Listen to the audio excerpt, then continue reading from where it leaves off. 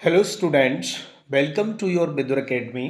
मैं प्रदीप कुमार आपके सामने उपस्थित हूँ संपूर्ण प्राचीन इतिहास लेकर, जिसमें आज हम बिल्कुल शुरुआत से अर्थात स्टोन एज से पाषाण काल से लेकर के प्राचीन विविध तक वो सभी क्वेश्चंस डिस्कस करने वाले हैं जो रेलवे ने अब तक किसी न किसी एग्जाम में पूछे हैं और ये क्वेश्चंस आगे भी पूछे जाएंगे। तो रेलवे के आप किसी भी एग्जाम की तैयारी कर रहे हो, ये सेशन आपके लिए काफ़ी महत्वपूर्ण है। स्टार्ट करते हैं आज का सेशन। उससे पहले अभी तक आपने चैनल को सब्सक्राइब नहीं किया है तो चैनल को सब्सक्राइब कर लीजिए और वीडियो को अपने दोस्तों में शेयर कर दीजिए। चलिए एक बार स्टार्ट करने से पहले ये भी बता देते हैं कि आज की क्लास में हम कौन कौन से टॉपिक डिस्कस करने वाले हैं। जैसा कि हमने अभी बताया था कि हम आज की क्लास में प्राचीन इतिहास से रिलेटेड वो सभी क्वेश्चंस करेंगे जो रेलवे ने अब तक किसी न किसी एग्जाम में पूछे हैं। तो प्राचीन इतिहास में हम कौन कौन से टॉपिक से क्वेश्चंस उठाएंगे, सभी टॉपिक से कोई नहीं छोड़ेंगे। जैसे कि हम पाषाण काल से, सबसे पहले पाषाण काल से पढ़ेंगे, उसके बाद हम सिंधु घाटी सभ्यता से क्वेश्चंस उठाएंगे, देन आफ्टर वैदिक सभ्यता से, फिर महाजनपद काल से, फिर जैन धर्म, बौद्ध धर्म, यहूदी धर्म, उसके बाद मौर्य साम्राज्य से, उसके बाद पोस्ट मौर्यन पीरियड्स यानी मौर्योत्तर काल से, उसके बाद में हम गुप्त एवं गुप्तोत्तर साम्राज्य से, उसके बाद में हम दक्षिण भारतीय राजवंश का इतिहास उठाएंगे जिसमें हम चोल, चालुक्य, पल्लव और संगम से रिलेटेड क्वेश्चंस डिस्कस करेंगे। देन आफ्टर हम सीमावर्ती राजवंश से रिलेटेड क्वेश्चन डिस्कस करेंगे। उसके बाद प्राचीन काल साहित्य एवं साहित्यकार से रिलेटेड क्वेश्चन डिस्कस करेंगे। देन आफ्टर प्राचीन काल स्थापत्य कला, चित्रकला, संगीत कला, राजपूत वंश और प्राचीन काल विविध से रिलेटेड हम इसी वीडियो में ये सारे टॉपिक क्लियर करने वाले हैं। हम यहाँ से एमसीक्यू क्वेश्चंस पढ़ेंगे, वो क्वेश्चंस जो रेलवे ने अब तक किसी न किसी एग्जाम में पूछे हैं, जैसे एनटीपीसी में आया होगा या फिर एएलपी में आया होगा या फिर ग्रुप डी में आया होगा, वो सभी क्वेश्चंस। और ये क्वेश्चंस जो एक बार एग्जाम में आए हुए हैं तो ये क्वेश्चंस आगे भी आते हैं, रिपीट होते हैं। ठीक है, तो आप किसी भी एग्जाम की तैयारी कर रहे हो, आपके लिए ये सेशन काफी महत्वपूर्ण है। चलिए शुरुआत करते हैं आज का पहला क्वेश्चन।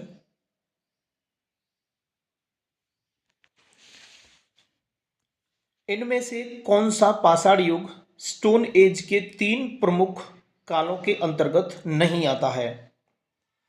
तो इसका सही जवाब हो जाएगा ऑप्शन सी, ताम्र पाषाण युग। ये इनमें से पाषाण युग के तीन प्रमुख कालों के अंतर्गत नहीं आता है, बाकी पुरापाषाण, नवपाषाण और मध्यपाषाण ये सभी आते हैं। यहाँ पर हम क्वेश्चंस की डिटेल नहीं देखेंगे, ठीक है, डिटेल देखेंगे तो वीडियो बहुत ज़्यादा लंबी हो जाएगी, ठीक है, इसलिए हम केवल क्वेश्चन और उसका आंसर। भीमबेटका की गुफाओं की खोज कब की गई थी? अगर आपको क्वेश्चंस के साथ में इनकी एक्सप्लेनेशन भी देखनी है तो आप चैनल की प्लेलिस्ट में जाइए, वहाँ पर सभी वीडियो अपलोड हैं ऑलरेडी, तो वहाँ से आप 1 बाय 1 सभी वीडियो वॉच कर सकते हैं। भीमबेटका की गुफाओं की खोज कब हुई थी बताइए? तो यहाँ पर इसका ऑप्शन बी सही हो जाएगा। 1957 से 58 की बात है, तब भीमबेटका की खोज हुई थी। अगला क्वेश्चन है, भीमबेटका के शैलाश्रय निम्नलिखित में से किसके लिए प्रसिद्ध हैं? बताइए, ये चार ऑप्शंस हैं, तो इसका सही जवाब हो जाएगा ऑप्शन डी। भारतीय उपमहाद्वीप पर मानव जीवन के प्राचीनतम चिन्हों की वजह से भीमबेटका के शैलाश्रय प्रसिद्ध हैं। अगला है कि भारत में पाषाणकालीन शिला चित्रकारी कहाँ पाई जाती है? तो इसका सही जवाब हो जाएगा ऑप्शन बी, भीमबेटका में।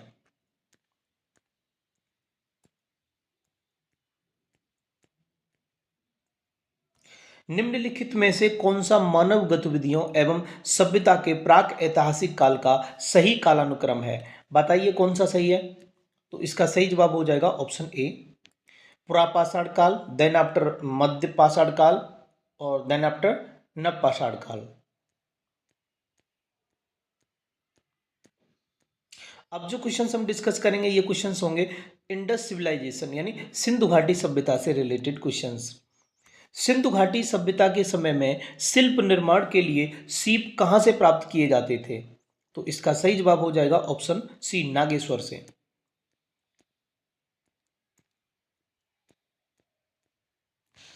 अगला क्वेश्चन है, सिंधु घाटी सभ्यता का निम्न में से कौन सा स्थल पंजाब में स्थित है?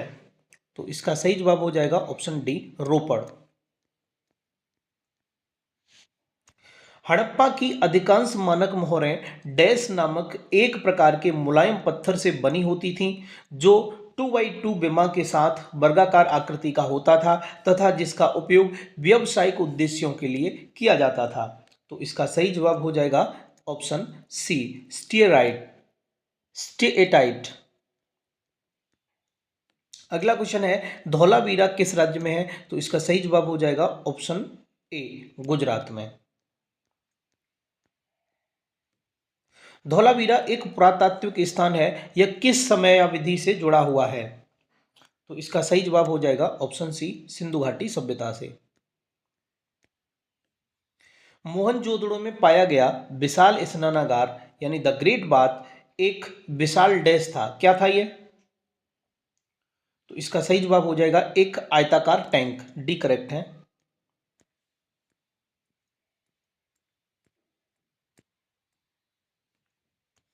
वर्ष 1920-21 के आसपास किस नदी के किनारे खुदाई के दौरान हड़प्पा शहर की खोज हुई थी? तो ये रावी नदी के किनारे, डी करेक्ट होगा इसका। सिंधु घाटी सभ्यता के किस शहर का शाब्दिक अर्थ मृतकों का टीला है? तो इसका सही जवाब हो जाएगा ऑप्शन बी, मोहनजोदड़ो। मोहनजोदड़ो शब्द का अर्थ क्या है? तो सी सही है इसका, मृतकों का टीला। रिपीट क्वेश्चन है वही। मोहनजोदड़ो कहाँ स्थित है? तो कहाँ पर है ये? इसका सही जवाब हो जाएगा सिंध में, पाकिस्तान के सिंध में है ये, पाकिस्तान सिंध के लड़काना जिले में। हड़प्पा सभ्यता का कौन सा शहर विशिष्ट रूप से मनके बनाना, सीप काटना, धातु की वस्तुएं बनाना, मुहर बनाना, तराजू का निर्माण करना आदि कार्यों सहित शिल्प उत्पादन के लिए समर्पित था? कौन सा शहर था वो? तो इसका सही जवाब हो जाएगा चन्हुदाड़ो, ऑप्शन डी करेक्ट है। सिंधु घाटी सभ्यता के निम्न में से किस स्थल को सबसे पहले खोजा गया था? तो इसका सही जवाब हो जाएगा ऑप्शन बी, हड़प्पा शहर को सबसे पहले खोजा गया था। पत्थर की बनी नृत्य करते हुए पुरुष की मूर्ति नटराज किस स्थान पर पाई गई थी? तो इसका सही जवाब हो जाएगा ऑप्शन सी, हड़प्पा शहर पर पाई गई थी ये। निम्नलिखित में से कौन सा हड़प्पा स्थल गुजरात में पाया जाता है? तो इसका सही जवाब हो जाएगा ऑप्शन सी, धौलावीरा में। निम्नलिखित में से कौन सा स्थल सिंधु घाटी सभ्यता का हिस्सा नहीं है?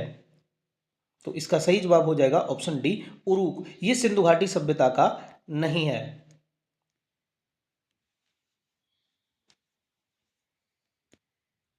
अगला क्वेश्चन है, सिंधु घाटी सभ्यता के किन स्थलों में जलाशयों के साक्ष्य मिले हैं? तो किसमें मिले हैं? ये मिले हैं धौलावीरा में, बी करेक्ट है। पुरातात्विक स्थल सुरकोटदा किस राज्य में स्थित है? तो इसका सही जवाब हो जाएगा ऑप्शन डी, गुजरात में। सुरकोटदा कहां पर है? गुजरात में। ओके, यहाँ पर इनको देख लेते हैं ना, धौलावीरा, लोथल, रंगपुर, सुरकोटदा ये गुजरात में है। आलमगीर उत्तर प्रदेश, कालीबंगा राजस्थान, मांडा जम्मू कश्मीर, दैमाबाद महाराष्ट्र, रोपड़ पंजाब में। 1944 में भारतीय पुरातत्व सर्वेक्षण के महानिदेशक के रूप में किसने पदभार संभाला और हड़प्पा की खुदाई का जिम्मा लिया था? इसका सही जवाब हो जाएगा ऑप्शन डी, रेम ने, रेम व्हीलर। प्रसिद्ध सिंधु घाटी स्थल मोहनजोदड़ो की पहली बार खुदाई किस प्रख्यात भारतीय पुरातत्वविद द्वारा की गई थी? तो इसका सही जवाब हो जाएगा option C, R D Banerjee के द्वारा। सिंधु घाटी सभ्यता डैश वर्ष पुरानी है और दक्षिण में गंगा घाटी के निचले क्षेत्रों व उत्तर में मालवा तक फैली हुई है। तो इसका सही जवाब हो जाएगा ऑप्शन सी, कितने वर्ष पुरानी है? 3000 वर्ष पुरानी, ईसा पूर्व, यानी ईसा मसीह के जन्म से 3000 वर्ष पहले हुई। अगला क्वेश्चन है, डैश का विकास 5000 बीसी यानी बिफोर क्राइस्ट से मालवा के दक्षिण की ओर एवं उत्तर की ओर गंगा घाटी के पूरे तलहटी क्षेत्र में हुआ था? तो इसका सही जवाब हो जाएगा ऑप्शन ए सिंधु घाटी सभ्यता का। हड़प्पा सभ्यता 2500 बीसी के आसपास विकास किया गया था। आज उन्हें हम क्या कहते हैं? तो इसका सही जवाब हो जाएगा ऑप्शन बी पश्चिमी भारत और पाकिस्तान। भारत का इतिहास सिंधु घाटी सभ्यता के जन्म से शुरू होता है, जो लगभग डैश अस्तित्व में आई थी। तो इसका सही जवाब हो जाएगा ऑप्शन ए 2500 ईसा पूर्व में।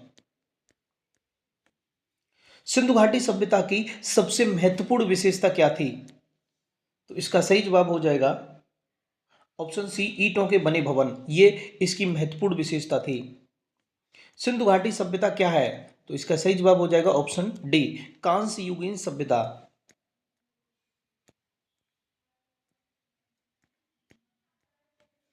सिंधु सभ्यता के लोग डैश बनाने के लिए तांबे और टिन का प्रयोग करते थे। तो इसका सही जवाब हो जाएगा ऑप्शन बी कांस्य बनाने के लिए ये तांबे और टिन का प्रयोग करते थे। निम्नलिखित में से कौन सा सिंधु घाटी सभ्यता का महत्वपूर्ण स्थल नहीं है? तो इसका सही जवाब हो जाएगा ऑप्शन डी आजमगढ़। ये सिंधु घाटी सभ्यता का स्थल नहीं है, बाकी हड़प्पा, कालीबंगा, मोहनजोदड़ो सिंधु घाटी सभ्यता के स्थल हैं। मोहनजोदड़ो का अर्थ डैश में मुर्दों का टीला है। कौन सी भाषा में है ये मुर्दों का टीला? तो ये सिंधी भाषा में है। हड़प्पा के लोग निम्नलिखित में से किस भगवान की पूजा नहीं करते थे? तो इसका सही जवाब हो जाएगा ऑप्शन बी विष्णु भगवान की ये पूजा नहीं करते थे। सिंधु घाटी सभ्यता के लोग डैश की पूजा करते थे। किसकी करते थे ये? तो ये पशुपति की, डी करेक्ट है, पशुपति की पूजा करते थे सिंधु घाटी सभ्यता के लोग। किस वर्ष में जर्मनी और इटली के पुरातत्वविदों के एक दल ने मोहनजोदड़ो में सतह अन्वेषण शुरू किया था? तो इसका सही जवाब हो जाएगा ऑप्शन सी 1980 में। 1980 में जर्मनी और इटली के पुरातत्वविदों के एक दल ने मोहनजोदड़ो में सतह अन्वेषण शुरू किया था। हड़प्पा सभ्यता की मोहरों पर निम्नलिखित में से कौन सा पशु अक्सर देखा जाता है? तो इसका सही जवाब हो जाएगा ऑप्शन ए बैल। निम्नलिखित में से कौन सा हड़प्पा स्थल शिल्प कलाओं के उत्पादन से संबंधित नहीं है? तो इसका सही जवाब हो जाएगा ऑप्शन बी मांडा। बाकी देखिए बालाकोट, चन्हूदाड़ो, नागेश्वर ये सभी शिल्प कलाओं के उत्पादन से संबंधित हैं। अब जो क्वेश्चंस हम डिस्कस करेंगे ये क्वेश्चंस होंगे वैदिक सिविलाइजेशन से रिलेटेड। ऋग्वेद में 1028 सूक्त हैं, जिन्हें 10 पुस्तकों में वर्गीकृत किया गया है, जिन्हें डैश के नाम से जाना जाता है। तो इसका सही जवाब हो जाएगा ऑप्शन ए मंडल। और हैं कितने? ये 1028 मंडल हैं सूक्त। बृहदारण्यक, मुंडक और तैत्तिरीय निम्नलिखित में से किस श्रेणी के धार्मिक ग्रंथों के उदाहरण हैं? तो इसका सही जवाब हो जाएगा ऑप्शन सी उपनिषद के। हिंदू धर्म में डैश देव को पौधों के स्वामी, रोगों के उपचारक और धन के दाता माना जाता है। तो इसका सही जवाब हो जाएगा ऑप्शन डी सोम को। सोम को क्या माना जाता है हिंदू धर्म में? पौधों के स्वामी, रोगों के उपचारक और धन के दाता।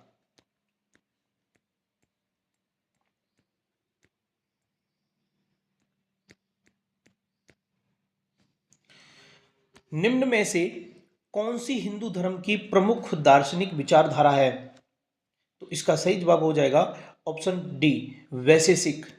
ये हिंदू धर्म की प्रमुख दार्शनिक विचारधारा है। निम्नलिखित में से किस वेद को कर्मकांड ग्रंथ यानी बुक ऑफ रिचुअल्स के रूप में जाना जाता है? तो इसका सही जवाब हो जाएगा ऑप्शन ए यजुर्वेद को। यजुर्वेद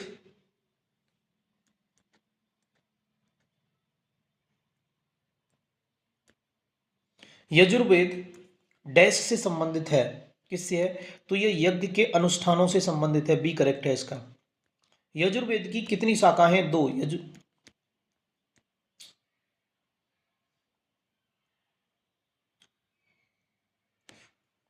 शाखाएं ये हैं शुक्ल यजुर्वेद और कृष्ण यजुर्वेद। वैदिक ग्रंथों के अनुसार संघृत्री का क्या कार्य था? वैदिक ग्रंथों के अनुसार संघृत्री का क्या कार्य था? तो इसका सही जवाब हो जाएगा ऑप्शन ए कोषाध्यक्ष या खजांची?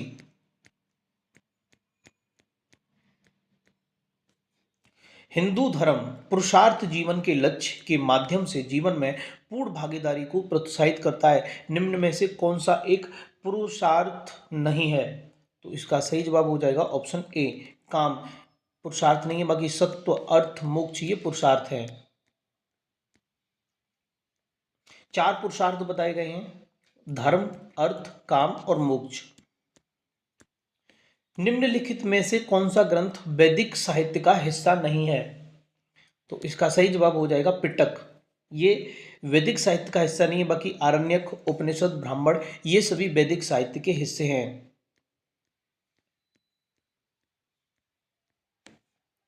हिंदू धर्म में इनमें से किस देवता को सृजनकर्ता माना जाता है? तो इसका सही जवाब हो जाएगा ऑप्शन ए, ब्रह्मा को।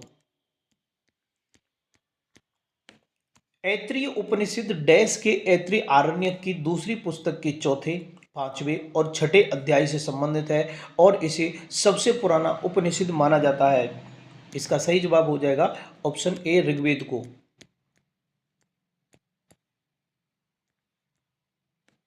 ऋग्वेद 4 वेदों में से पवित्र वेद है, जिसमें 10,600 ऋचाओं के डैश सूक्तों के 10 अध्याय, जिन्हें मंडल कहा जाता है, शामिल हैं। तो इसका सही जवाब हो जाएगा ऑप्शन ए, 1028। किस वेद में ऋचाओं की संख्या सर्वाधिक है? तो यह है ऋग्वेद में सबसे ज्यादा है। कौन सा चारों वेदों में से सबसे पुराना और सबसे बड़ा है? ऋग्वेद। ऋग्वेद 1028 का संग्रह है सूक्तों का। प्रारंभिक हिंदू दर्शन में जीवन के कितने चरण निर्धारित किए गए हैं? तो इसका सही जवाब हो जाएगा 4। ब्रह्मचर्य 0 से 25, गृहस्थ 25 से 50, वानप्रस्थ 50 से 75, सन्यासी 75 से 100। 4 वेदों में से किस वेद को यज्ञ सूत्रों के वेद के रूप में जाना जाता है, जिसमें समान उद्देश्य के लिए इच्छित छंदों के साथ साथ विभिन्न संस्कारों के लिए अपनाए जाने वाले गद्य सूत्र भी शामिल हैं? तो इसका सही जवाब हो जाएगा ऑप्शन सी, यजुर्वेद। उपनिषद शब्द में उपशब्द क्या दर्शाता है? तो इसका सही जवाब हो जाएगा ऑप्शन बी, निकटता। ऋग्वेद के स्रोतों हिमेंस को डैश के रूप में भी जाना जाता है। तो इसका सही जवाब हो जाएगा ऑप्शन ए, सूक्त। निम्नलिखित में से किस वेद को गीत की पुस्तक यानी मंत्रों का वेद या गीत का योग भी कहा जाता है? इसका सही जवाब हो जाएगा ऑप्शन ए, सामवेद को। सबसे पुराना वेद कौन सा है? ऋग्वेद। ऋग्वेद में ऐसे डैश मंत्र हैं जिन्हें अप्रमाणिक या वल्खिल्य भजन शामिल हैं। तो इसका सही जवाब हो जाएगा ऑप्शन बी, 1028। ऋग्वेद में डैश मंत्र हैं 1028। वेदों का इनमें से कौन सा अंग जटिल शब्दों के अर्थ एवं व्याख्या के लिए प्रसिद्ध है? तो इसका सही जवाब हो जाएगा ऑप्शन डी, निरुक्त।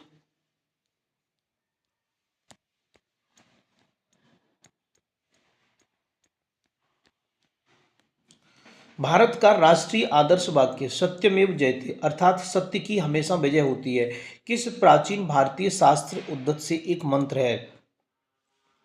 तो इसका सही जवाब हो जाएगा ऑप्शन बी, मुंडोकपनिषद से। धनुर्वेद यजुर्वेद का उपवेद है, इसका संबंध निम्न में से किससे है? इसका सही जवाब हो जाएगा ऑप्शन डी, युद्ध कौशल से। निम्न में से किस वेद में संगीत से संबंधित ज्ञान संग्रहित है? तो इसका सही जवाब हो जाएगा ऑप्शन सी, सामवेद। वेदों को इंडो आर्यन सभ्यता का सर्वप्रथम साहित्यिक अभिलेख माना जाता है। इसमें शामिल 4 वेदों के नाम ऋग्वेद, सामवेद और यजुर्वेद और डैश शामिल हैं। तो इसका सही जवाब हो जाएगा ऑप्शन ए, अथर्ववेद। मुंडोक उपनिषद किससे संबंधित है? इसका सही जवाब हो जाएगा ऑप्शन बी, अथर्ववेद से।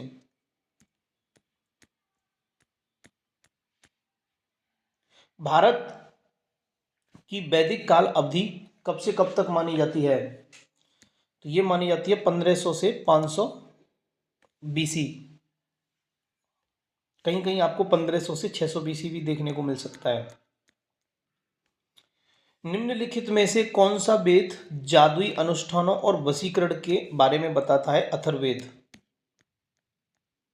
यजुर्वेद में यजुर का क्या अर्थ है? तो इसका सही जवाब है बलिदान। निम्नलिखित में से किस वेद में बीमारियों का उपचार किया जाता है? तो ये किया जाता है अथर्ववेद में। निम्नलिखित में से किस उपनिषद में वसुदैव कुटुंबकम शब्द का उल्लेख किया गया है? ये किया गया है महाउपनिषद में। किसका? वसुदैव कुटुंबकम का। डैश उपनिषदों में से डैश उपनिषद मुख्य माने जाते हैं? तो इसका सही जवाब हो जाएगा ऑप्शन ए 108, माफ कीजिए 108 उपनिषदों में से 11 उपनिषद मुख्य माने जाते हैं।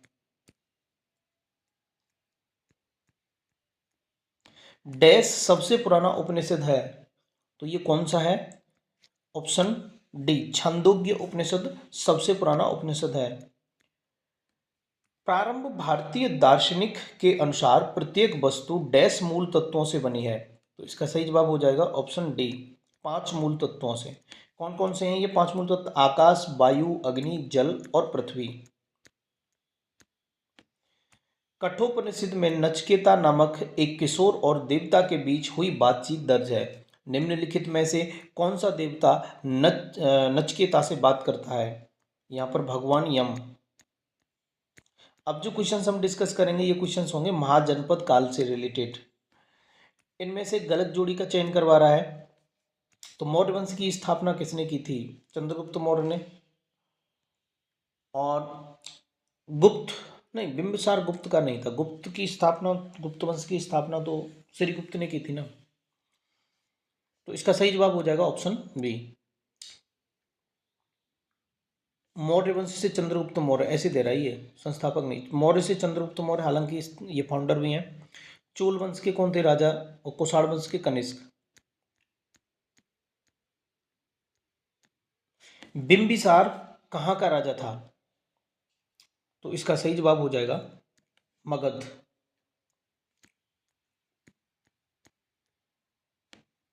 निम्नलिखित में से कौन सी मगध साम्राज्य की राजधानी थी?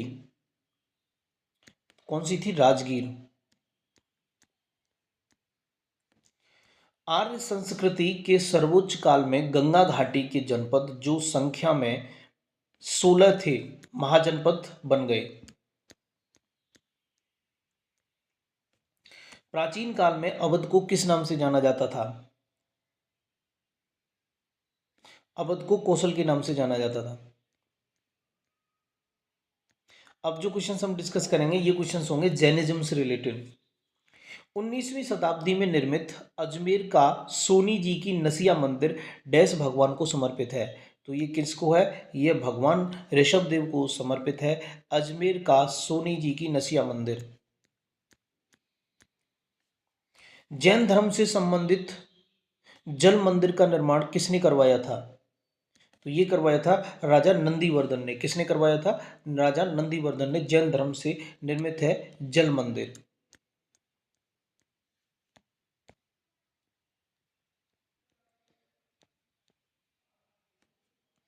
जैन धर्म में तीर्थकर किसे कहते हैं? तो इसका सही जवाब हो जाएगा ऑप्शन ए धर्म का रक्षक एवं आध्यात्मिक शिक्षक जो मोक्ष या मुक्ति का मार्ग बताता है। निम्नलिखित में से कौन सा स्थान जैन धर्म से संबंधित नहीं है? तो ऑप्शन डी कुशीनगर। ये जैन धर्म से संबंधित नहीं है कुशीनगर। बाकी दिलवाड़ा, पार्श्वनाथ, सिल्वर बिलगोला ये सभी जैन धर्म से संबंधित हैं। जब कोई तीर्थकर अपने नश्वर शरीर को छोड़ता है तो इसे डैश के रूप में जाना जाता है? इसे निर्वाण बोलते हैं। निम्नलिखित में से कौन सा आगम जैन धर्म में अहिंसा का वर्णन करता है? तो इसका सही जवाब हो जाएगा ऑप्शन ए सूत्र क्रांतांग सूत्र। ये पहले तो जैन धर्म से रिलेटेड है और आगम, ये आगम है जैन धर्म में अहिंसा का वर्णन करता है। निम्नलिखित में से जैन धर्म के प्रथम तीर्थकर किसे माना जाता है? तो इसका सही जवाब हो जाएगा ऑप्शन ए, ऋषभनाथ को।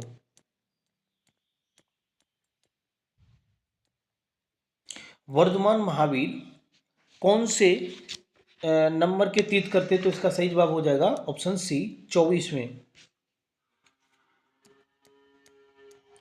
जैन धर्म के 24 तीर्थकरों में से प्रथम कौन थे? ऋषभनाथ। जीवन में जिन 5 बंधनों को जैन धर्म के लोगों द्वारा पालन किया जाता है उनमें से किसका अर्थ नॉन एक्विजिशन यानी गैर अभिग्रहण है? तो इसका सही जवाब हो जाएगा ऑप्शन बी, अपरिग्रह। डैश को वह पवित्र व्यक्ति माना जाता है जिसने जैन धर्म को उसका वर्तमान स्वरूप प्रदान किया। तो इसका सही जवाब हो जाएगा ऑप्शन ए, महावीर स्वामी को। और महावीर स्वामी का जन्म कहाँ हुआ था? वैशाली के निकट कुंडग्राम में 544 ईसा पूर्व में। इनकी माता का नाम त्रिशला था जो लिच्छवी राजकुमारी थी और पत्नी का नाम यशोदा। महावीर स्वामी का जन्म कहाँ हुआ था? इसका सही जवाब हो जाएगा ऑप्शन डी, कुंडग्राम में। महावीर और उनके अनुयायियों की शिक्षाओं को लगभग 1500 वर्ष पहले जिस रूप में लिखा गया था उसी रूप में वे वर्तमान में किस स्थान पर उपलब्ध हैं? तो इसका सही जवाब हो जाएगा ऑप्शन डी, गुजरात के वल्लभी में। महावीर और उनके अनुयायियों की शिक्षाओं को लगभग 1500 वर्ष पहले जिस रूप में लिखा गया था उसी रूप में वे वर्तमान में गुजरात के वल्लभी में उपलब्ध हैं।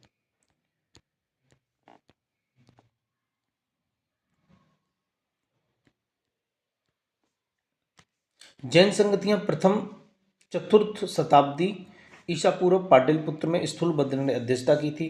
द्वितीय 512 ईसा पूर्व में 512 ईस्वी में वल्लभी में हुई थी। देवर्षि क्षमाश्रवण ने अध्यक्षता की थी।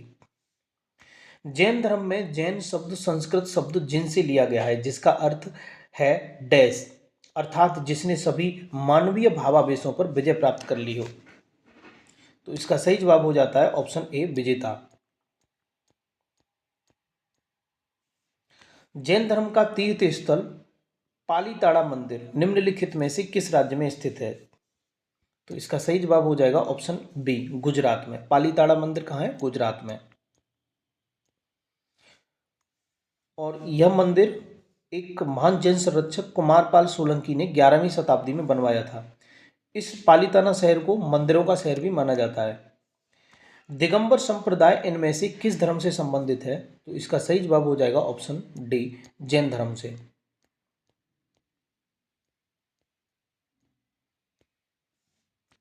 6वीं शताब्दी ईसा पूर्व के प्रारंभ में भगवान महावीर का जन्म निम्नलिखित में से किस स्थान पर हुआ था? तो इसका सही जवाब हो जाएगा ऑप्शन सी, वैशाली में। भगवान महावीर का मूल नाम क्या था? तो इसका सही जवाब हो जाएगा ऑप्शन डी, वर्धमान। जैन मठ संस्थानों को क्या कहा जाता है? इसका सही जवाब हो जाएगा ऑप्शन डी, बसादिस। महावीर तीर्थकरों में अंतिम 24वें माने जाते हैं। 24वें जैन धर्म तीर्थकर महावीर पार्श्वनाथ जो एक क्षत्रिय और बनारस के राजा अश्वसेन का पुत्र था वह डैश जैन तीर्थकर बना। तो पार्श्वनाथ तो 23वें थे, ऑप्शन ए करेक्ट होना चाहिए। त्रिरत्न की अवधारणा किससे संबंधित है? तो जैन धर्म से। वैसे त्रिरत्न तो जैन धर्म और बौद्ध धर्म दोनों में देखने को मिलता है। ठीक है, त्रिरत्न जैन धर्म में भी है और बौद्ध धर्म में भी है, तो ये कंट्रोवर्शियल क्वेश्चन बन जाता है। ठीक है, आरआरबी ने निरस्त, देखिए यहाँ पर लिखा भी है आरआरबी ने निरस्त कर दिया था, बिल्कुल करेगा ही। निम्नलिखित में से अनुसरण किए जाने वाले धर्म एवं पवित्र पुस्तिका की कौन सी जोड़ी असंगत है? तो असंगत जोड़ी यहाँ पर इस्लाम कुरान ये तो ठीक है, सिख धर्म गुरु ग्रंथ साहिब ये भी ठीक है, जैन धर्म उपनिषद नहीं, ये गलत है, ईसाई धर्म बाइबल ये भी सही है।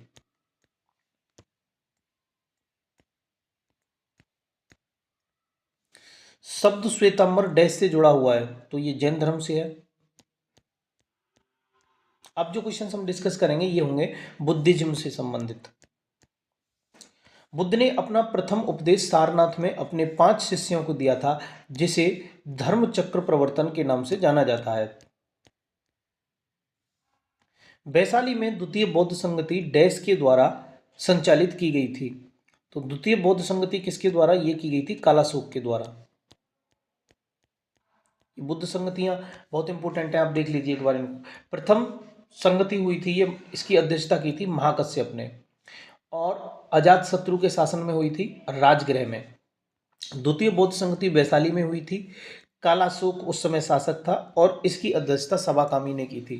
तृतीय पाटलिपुत्र में हुई थी, अशोक के समकालीन थी, अशोक शासक थे उस समय, और मोगली पुत्र तिस्सु ने इसकी अध्यक्षता की थी। चौथी कुंडलवन में, और कनिष्क राजा थे और वसुमित्र ने इसकी अध्यक्षता की थी।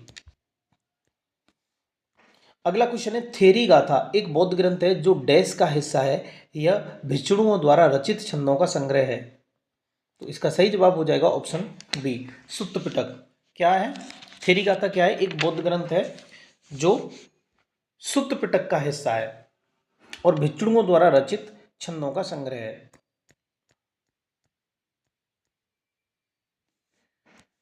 तीन पिटकों में से अभिधम्म पिटक डैश से संबंधित है। तो इसका सही जवाब हो जाएगा ऑप्शन सी, दार्शनिक मामलों से।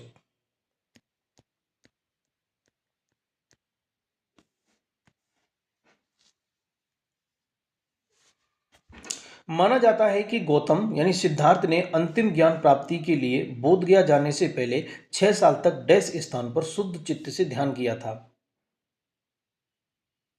तो ये कहां किया था? प्रागिबोध में।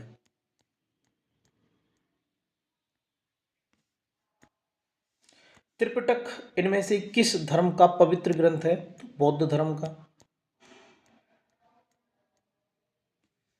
गौतम बुद्ध का संबंध निम्नलिखित में से किस गढ़ से था? तो ये शाक्य वंश से थे। इनका जन्म 563 ईसा पूर्व में लुम्बिनी में इक्ष्वाकु वंशी राजा शुद्धोधन के घर में हुआ था। इनकी माता का नाम माया था और ये कोली वंश की थी। 7वें दिन इनकी माता का देहांत हो गया। इनका जो पालन पोषण किया था, इनकी मौसी थी प्रजापति गौतमी। उन्होंने 6 वर्षों की कठोर साधना के बाद बोध गया में बोधि वृक्ष के नीचे इन्हें एनलाइटमेंट होता है। वहां से सिद्धार्थ से ये गौतम बुद्ध बन गए। गौतम बुद्ध ने अपना पहला उपदेश कहाँ दिया था? तो गौतम बुद्ध ने अपना पहला उपदेश सारनाथ में।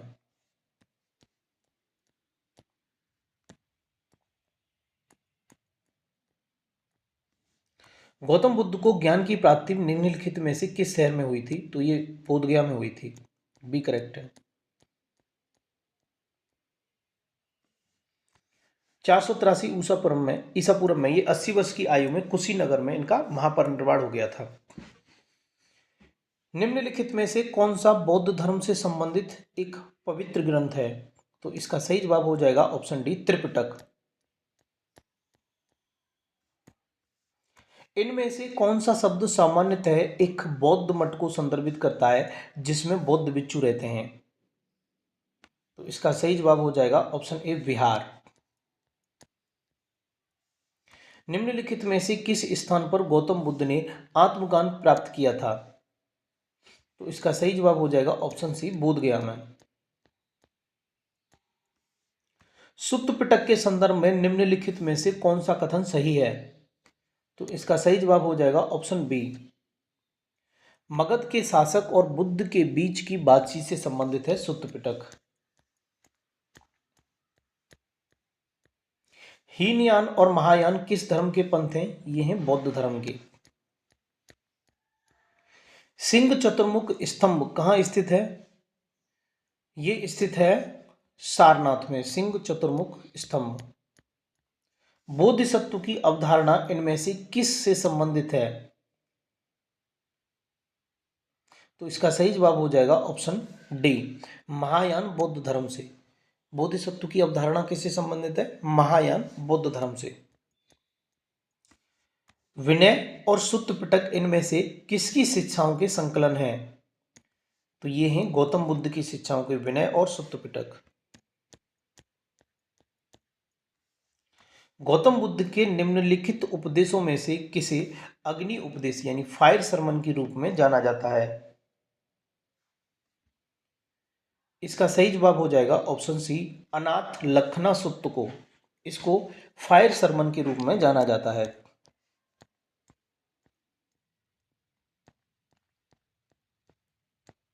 जातक कथाएं किससे संबंधित हैं? तो सही जवाब हो जाएगा ऑप्शन बी, बौद्ध धर्म से। बुद्ध चरितम नामक महाकाव्य किसने लिखा? ये लिखा था अश्वघोष ने। कौन सा स्थल बौद्धों के तीर्थ स्थलों में से एक नहीं है? ये ग्वालियर, बोध गया है, सारनाथ है, कुशीनगर भी है। गौतम बुद्ध का जन्म इनमें से किस स्थान पर हुआ था? तो इसका सही जवाब हो जाएगा ऑप्शन बी, लुम्बिनी में।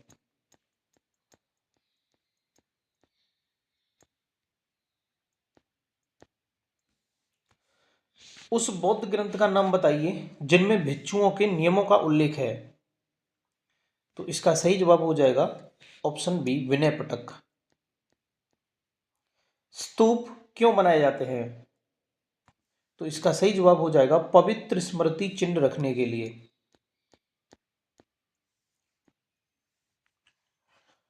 डैश का जन्म 560 ईसा पूर्व में हुआ था और 480 ईसा पूर्व में 80 वर्ष की आयु में उनकी मृत्यु हो गई थी। इनका नाम बताइए, कौन थे ये? अगला क्वेश्चन है, किस वृक्ष के नीचे रानी माया देवी ने गौतम बुद्ध को जन्म दिया था? तो इसका सही जवाब हो जाएगा ऑप्शन ए, साल वृक्ष के नीचे।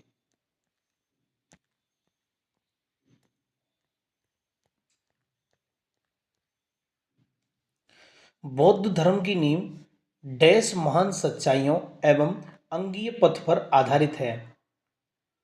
तो इसका सही जवाब हो जाएगा ऑप्शन डी, बौद्ध धर्म की नींव 4 महान सच्चाइयों एवं 8 अंगीय पथ पर आधारित है।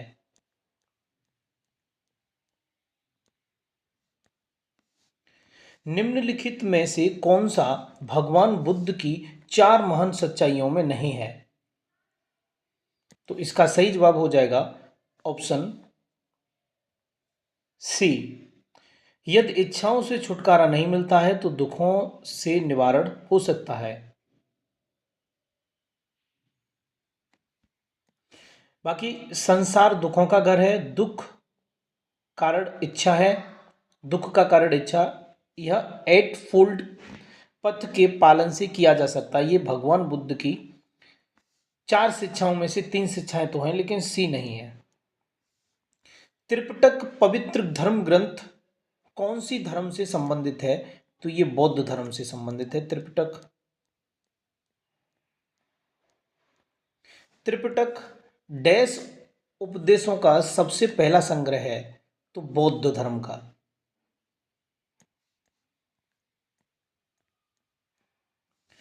गौतम बुद्ध ने अपना प्रथम प्रवचन कहाँ दिया था? तो ये दिया था सारनाथ में। गौतम बुद्ध ने अपना पहला उपदेश कहाँ दिया था? सारनाथ में। गौतम बुद्ध को ज्ञान प्राप्ति कहाँ हुई थी? इसका सही जवाब हो जाएगा ऑप्शन ए, बोध गया में। बौद्ध ग्रंथों का अध्ययन करने के लिए विजयवाड़ा में कौन सा चीनी विद्वान रहा? ये रहा था जुआन जांग। बोध गया किस भारतीय राज्य में है? तो यह है बिहार में। गौतम बुद्ध ने अपने उपदेशों में जनसाधारण की भाषा डैश का प्रयोग किया था? तो यह किया था पाली का। गौतम बुद्ध ने पाली भाषा का। जातक कथाओं में डैश के जन्म और उनके पूर्व के जीवन का वर्णन मिलता है? तो इसका सही जवाब हो जाएगा ऑप्शन ए, बुद्ध। जैन धर्म और बौद्ध धर्म के उदय में भारत में ईसा पूर्व डैश शताब्दी में धार्मिक अशांति देखी गई थी? तो इसका सही जवाब हो जाएगा 6ठी शताब्दी में। गौतम बुद्ध की माँ का नाम क्या था? तो गौतम बुद्ध की माँ का नाम था माया।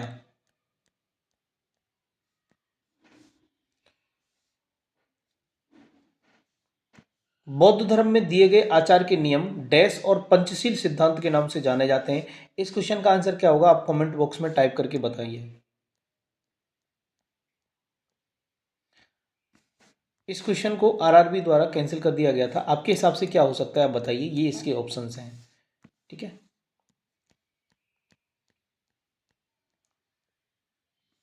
डैश वास्तुकला में मुख्य रूप से चैत्य, विहार, स्तूप और स्तंभ होते हैं। किस में? बौद्ध। तो इसका सही जवाब हो जाएगा ऑप्शन बी, बौद्ध वास्तुकला में।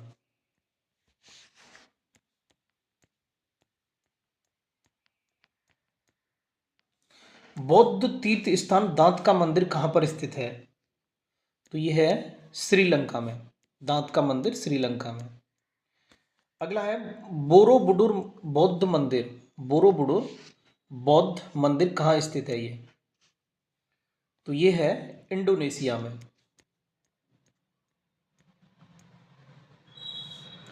जहां यह मानते हैं कि भगवान बुद्ध ने अपना पहला उपदेश दिया था, उस स्मारक का नाम बताएं, और जिसे seat of the Holi Buddha भी कहते हैं।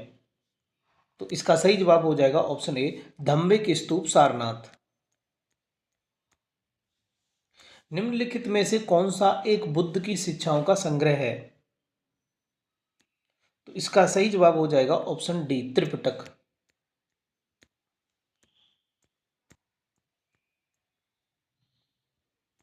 अब जो क्वेश्चन हम डिस्कस करेंगे ये पारसी या यहूदी धर्म, जोरोस्ट्रिशियन या ज्यूडिज्म से रिलेटेड। भारत का एक धर्म जोरोस्ट्रियन मुख्य रूप से किस राज्य में पाया जाता है? तो ये पाया जाता है महाराष्ट्र में। इनमें पूछ रहा है कि कौन सा एक युग्म भिन्न है बाकी सबसे। तो अवेस्ता, पारसी, तोरा, यहूदी, त्रिपिटक, बौद्ध और मंदिर हिंदू, ये अलग है। अवेस्ता पारसी का, तोरा यहूदी का, त्रिपिटक बौद्ध धर्म का ये ग्रंथ है, जबकि मंदिर हिंदुओं का पूजा करने का स्थान है। तो यही सबसे अलग हो गया है। जैन अवेस्ता डैश के साथ जुड़ा हुआ है। जैन अवेस्ता ये किस धर्म से है? पारसी धर्म से। यहूदी किस धर्म का पालन करते हैं? तो ये करते हैं यहूदी धर्म का। यहूदी धर्म का पालन। निम्नलिखित में से कौन सा यहूदी धर्म से संबंधित है? तो इसका सही जवाब हो जाएगा ऑप्शन बी, तोरा। अब क्वेश्चन डिस्कस करेंगे हम मौर्य साम्राज्य से रिलेटेड। पाटलिपुत्र में स्थानांतरण होने से पहले निम्न में से कौन सा कई वर्षों तक मगध की राजधानी थी? तो इसका सही जवाब हो जाएगा ऑप्शन सी, राजगृह। लौरिया नंदनगढ़ स्तंभ कहाँ स्थित है? तो ये है चंपारण में। किस मौर्य सम्राट ने लगभग 287, 268, 231 ईसा पूर्व के अपने शासनकाल के दौरान शिलाओं और स्तंभों पर अपने लेख उत्कीर्ण करवाए थे? तो इसका सही जवाब हो जाएगा ऑप्शन सी, अशोक। अशोक ने करवाए थे। सम्राट अशोक का पितामह कौन था? चंद्रगुप्त मौर्य।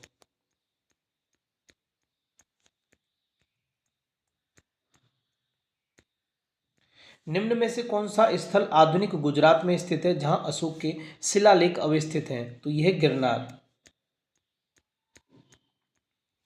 लगभग 260 ईसा पूर्व किस मौर्य सम्राट ने कलिंग को जीतने के लिए सैन्य अभियान का नेतृत्व किया था? तो अशोक ने। अशोक के अधिकांश शिलालेख डैश भाषा में थे, जबकि उपमहाद्वीप के उत्तर पश्चिम में पाए गए शिलालेख आरंभिक यूनानी भाषा में थे। तो इसका सही जवाब हो जाएगा ऑप्शन बी, प्राकृत। मौर्य शासन के दौरान निम्नलिखित में से किस प्रांत को कर्नाटक में सोने की खान का केंद्र माना गया?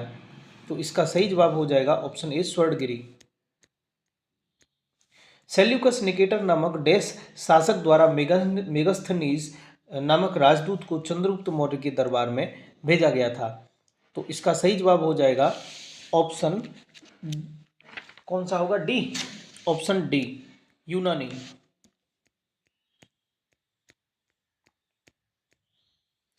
मौर्य शासक अशोक द्वारा निर्मित सारनाथ सिंह चतुर्मुख डैश से बना था? तो ये किससे बना था? बलुआ पत्थर से। 326 ईसा पूर्व में भारत पर आक्रमण करने के लिए सिकंदर ने सबसे पहले किस नदी को पार किया था? तो इसका सही जवाब हो जाएगा ऑप्शन बी, झेलम। अब कीजिए, झेलम नहीं होना चाहिए इसका। इसका जो सही जवाब होना चाहिए सिंधु। सिंधु को पार किया था पहले। 326 ईसा पूर्व में सिकंदर ने भारत पर आक्रमण किया। सिंधु नदी को पार करने के बाद वह तक्षशिला की ओर बढ़ा। उसके बाद उन्होंने झेलम और चिनाब नदियों के बीच स्थित पंजाब के शासक राजा पोरस के साथ युद्ध किया। इस लड़ाई को हाइडेस्पीज या झेलम के युद्ध के नाम से जाना जाता है। डैश मध्य प्रदेश में भगवान बुद्ध के सम्मान में सम्राट अशोक द्वारा बनवाया गया बौद्ध स्मारक है? तो इसका सही जवाब हो जाएगा ऑप्शन डी, सांची स्तूप। सांची स्तूप के निर्माण का श्रेय अशोक को जाता है।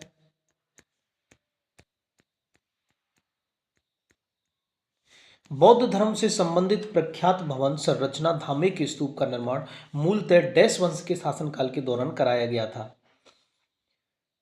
तो इसका सही जवाब होगा ऑप्शन डी, मौर्य वंश की। बौद्ध संरचना धम्मे की स्तूप कहां पर स्थित है? तो इसका सही जवाब हो जाएगा ऑप्शन ए, सारनाथ। तृतीय बौद्ध संगति डैश के आयोजन किसके द्वारा? अशोक के द्वारा। चंद्रगुप्त मौर्य मौर्य वंश का संस्थापक था। भारतीय इतिहास में उनके शासन के बारे में कौन सा कथन गलत है? उन्होंने सिकंदर से मुलाकात की और उसकी सेना में शामिल हुए ताकि मैसेडोनियन युद्ध कौशल सीख सकें, ये बिल्कुल सही है। बैरम खां उनका सबसे अच्छा सहयोगी संरक्षक मार्गदर्शक था? नहीं, बिल्कुल नहीं। बैरम खां तो अकबर का था, तो यही इसका गलत है, सही हो जाएगा। चंद्रगुप्त मौर्य को पहले अलिखित अखिल भारतीय साम्राज्य की स्थापना का श्रेय दिया जाता है, ये बिल्कुल सही है। साम्राज्य के पुरातात्विक साक्ष्य कई कस्बों और शहरों के अस्तित्व को दर्शाते हैं, जिसमें सबसे प्रमुख राजधानी पाटलिपुत्र, ये भी सही। गलत ये था, जो गलत है वही आंसर, ऑप्शन बी करेक्ट।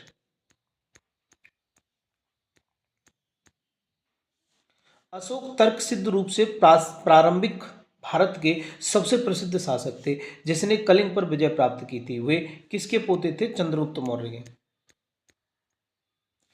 ऐतिहासिक ग्रैंड ट्रंक रोड का निर्माण कई शासकों द्वारा कराया गया था। मौर्य वंश के शासनकाल के दौरान इसे क्या कहा जाता था? तो इसका सही जवाब हो जाएगा ऑप्शन ए, उत्तरापथ। कलिंग युद्ध की हिंसा को देखकर प्रतिशोध लेने की सोच रखने वाले सम्राट अशोक का हृदय परिवर्तन हुआ और वे एक स्थिर चित्त एवं शांतप्रिय सम्राट और डैश के अनुयायी बन गए। तो इसका सही जवाब हो जाएगा ऑप्शन ए, बौद्ध धर्म के। चंद्रगुप्त मौर्य के गुरु कौन थे? तो इसका सही जवाब हो जाएगा ऑप्शन बी, विष्णुगुप्त, जिनको चाणक्य कौटिल्य के नाम से भी जाना जाता है। उदयन ने मगध की राजधानी को किस शहर से हटाकर पाटलिपुत्र में स्थानांतरित किया? तो राजगीर से। कौन सी पुस्तक मेगस्थनीज ने लिखी है? तो इंडिका। प्राचीन अशोक के प्राचीनतम प्राप्त अभिलेख निम्न में से किस लिपि में लिखे गए हैं? अशोक के लेखों की बात हो रही है यहां पर, तो ये ज्यादातर लिखे गए हैं ब्राह्मी में। इनमें से किसने मौर्य प्रशासन में अध्यक्षों को विभिन्न विभागों के अधीक्षक के रूप में उल्लिखित किया था? तो इसका सही जवाब हो जाएगा ऑप्शन ए, कौटिल्य ने। सम्राट अशोक ने बौद्ध धर्म के आदर्शों के प्रचार के लिए धर्म प्रचारकों को दूर दराज के स्थानों पर भेजा ताकि लोग भगवान बुद्ध की शिक्षाओं द्वारा अपने जीवन को प्रेरित कर सकें। इन धर्म प्रचारकों में उनका पुत्र महेंद्र और पुत्री संघमित्रा भी शामिल थे।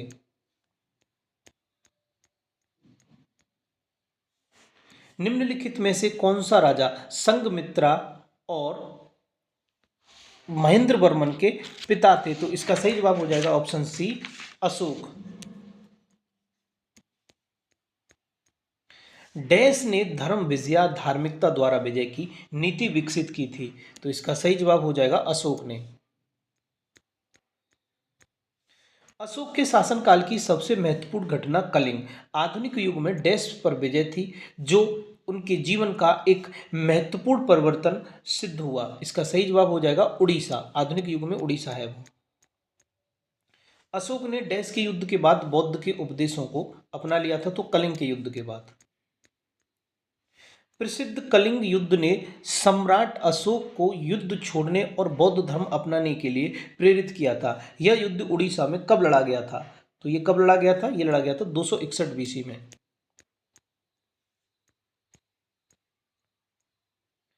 अशोक के किस शिलालेख में कलिंग युद्ध में कौशल अशोक की विजय का उल्लेख किया गया है? तो 13वें में।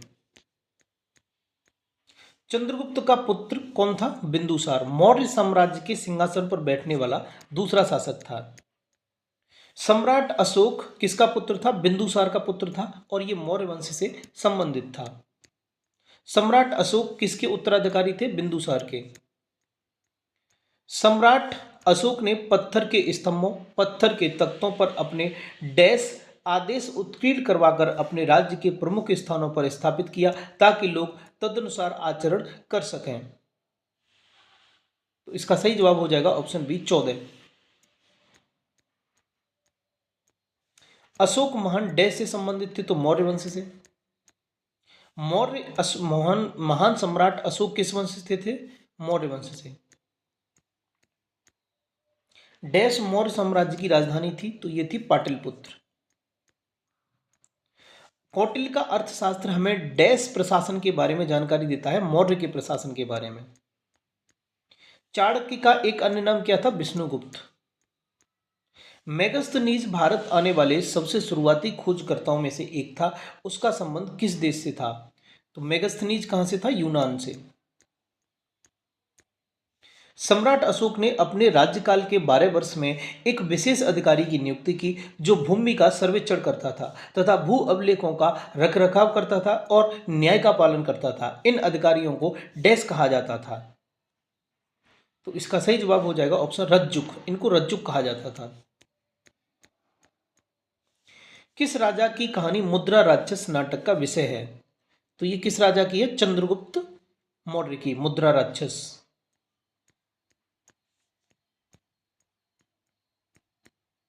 मौर्य वंश को किस वंश ने समाप्त किया था? तो ये शुंग वंश ने। मौर्य वंश का अंतिम सम्राट कौन था? बृहद्रथ। अब हम क्वेश्चंस डिस्कस करेंगे मौर्योत्तर कालीन पोस्ट मौर्यन पीरियड से रिलेटेड। किस मूल भारतीय राजवंश ने अपने शासकों के चित्र वाले सिक्के जारी किए थे? तो ये किए थे सातवाहन वंश ने। इनमें से कौन सा सही नहीं है? बौद्ध धर्म ग्रंथ पाली भाषा में लिखे गए? तो ये बिल्कुल सही है। गौतम बुद्ध का जन्म स्थान नेपाल में स्थित है? ये भी सही है। उपगुप्त ने अशोक को बौद्ध धर्म अपनाने के लिए प्रेरित किया था? ये भी सही है। चरक बौद्ध गौतम बुद्ध के निजी चिकित्सक थे? नहीं, ये बिल्कुल गलत है। Option D correct. कनिष्क किस वंश से थे? तो ये कुषाण वंश से थे।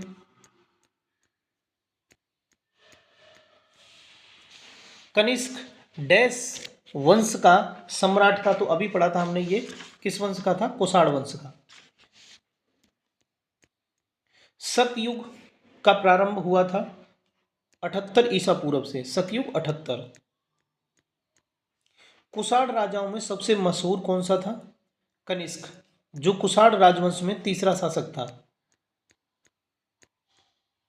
ईसा पूर्व डैश शताब्दी की शुरुआत में कुषाणों ने भारत की उत्तर पश्चिम सीमा पर अपना अधिकार स्थापित किया? तो इसका सही जवाब हो जाएगा पहली शताब्दी की शुरुआत में।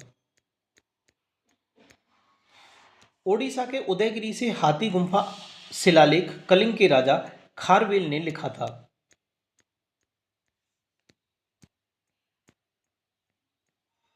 अब क्वेश्चन हम डिस्कस करेंगे गुप्त एंड पोस्ट गुप्त एम्पायर से।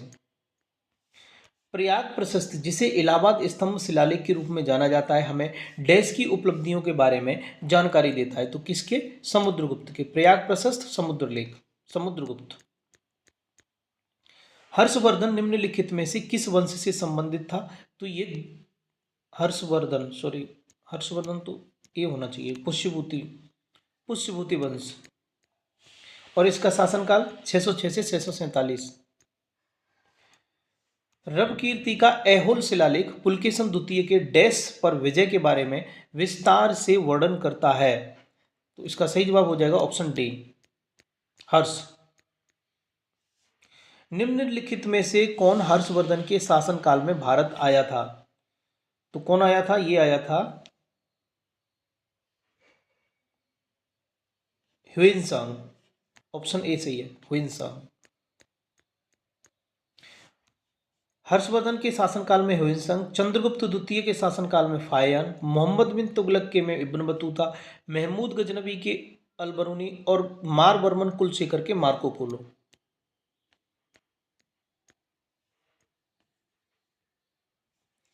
उस महान व्यक्ति का नाम बताएं जिसने भारत में बीजगणित के क्षेत्र में सर्वाधिक योगदान दिया था। तो इसका सही जवाब हो जाएगा ऑप्शन डी, आर्यभट्ट। चरक ने दिया था महर्षि और आयुर्वेद से विश्राद्ध। ब्रह्मगुप्त ने भारतीय गणितज्ञ, ब्राह्मेर भारतीय गणितज्ञ। राजा हर्षवर्धन के दरबारी कवि कौन थे? बाणभट्ट। चीनी यात्री हेनसांग किसके शासनकाल में भारत आया था? तो हर्षवर्धन के। डैश एक चीनी बौद्ध भिक्षु था जिसने नालंदा में बौद्ध शास्त्रों का अध्ययन किया और 627 से 643 ईस्वी तक भारत की 17 वर्ष की लंबी यात्रा के लिए प्रसिद्ध है। सही जवाब हो जाएगा ऑप्शन सी, हेनसांग। हर्षवर्धन के शासनकाल में भारत आया था हेनसांग। इनमें से कौन सा चीनी यात्री नालंदा आया और छात्र और शिक्षक के रूप में रहा? तो हेनसांग।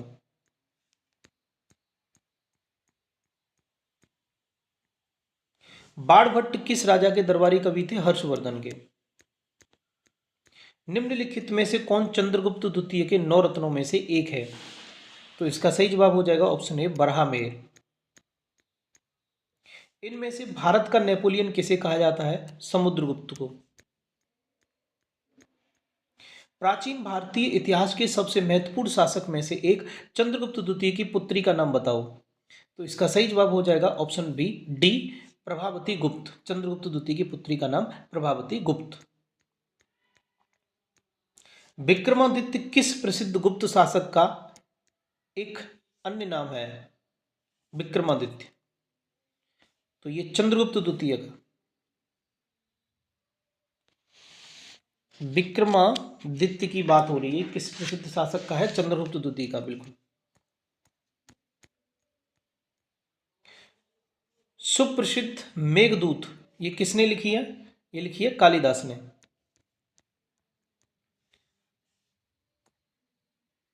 कालिदास की और भी हैं ये, अभिज्ञान शकुंतलम, विक्रमोर्वशीयम, मालविकाग्निमित्रम, रघुवंशम, कुमार संभव, मेघदूतम, ऋतुसंहारम।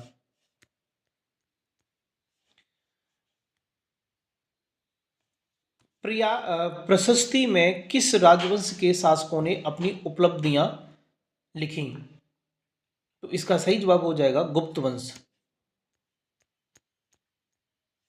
गुप्त साम्राज्य के राजाओं में से कौन एक अच्छा बीड़ा वादक भी था? तो इसका सही जवाब हो जाएगा ऑप्शन बी, समुद्रगुप्त। किस युग को प्राचीन भारत का स्वर्ण युग कहा जाता है? गुप्त साम्राज्य को, जो 4वीं शताब्दी में था।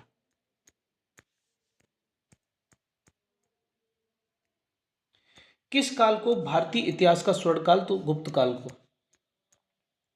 नालंदा विश्वविद्यालय को विश्व के महान प्राचीन विश्वविद्यालय में से एक तथा महत्वपूर्ण बौद्ध शैक्षणिक उत्कृष्टता केंद्र माना जाता है। इसकी स्थापना किस भारतीय शासक ने की थी? तो इसका सही जवाब है कुमारगुप्त प्रथम ने। चंद्रगुप्त प्रथम के बाद गुप्त साम्राज्य की बागडोर किसने संभाली थी? समुद्रगुप्त ने। हर्षवर्धन की मृत्यु के बाद प्रतिहार पाल राष्ट्रकूट वंश के राजाओं ने डैश पर आधिपत्य प्राप्त करने के लिए एक दूसरे के साथ युद्ध किया? तो कन्नौज पर। 4वीं शताब्दी की शुरुआत में गुप्तों ने डैश में एक छोटा सा साम्राज्य स्थापित कर लिया था। इसका सही जवाब हो जाएगा मगध।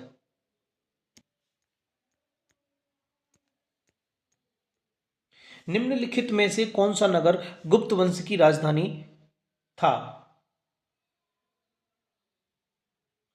पाटलिपुत्र। गुप्त साम्राज्य के वास्तविक संस्थापक कौन थे? गुप्त साम्राज्य के वास्तविक संस्थापक श्रीगुप्त।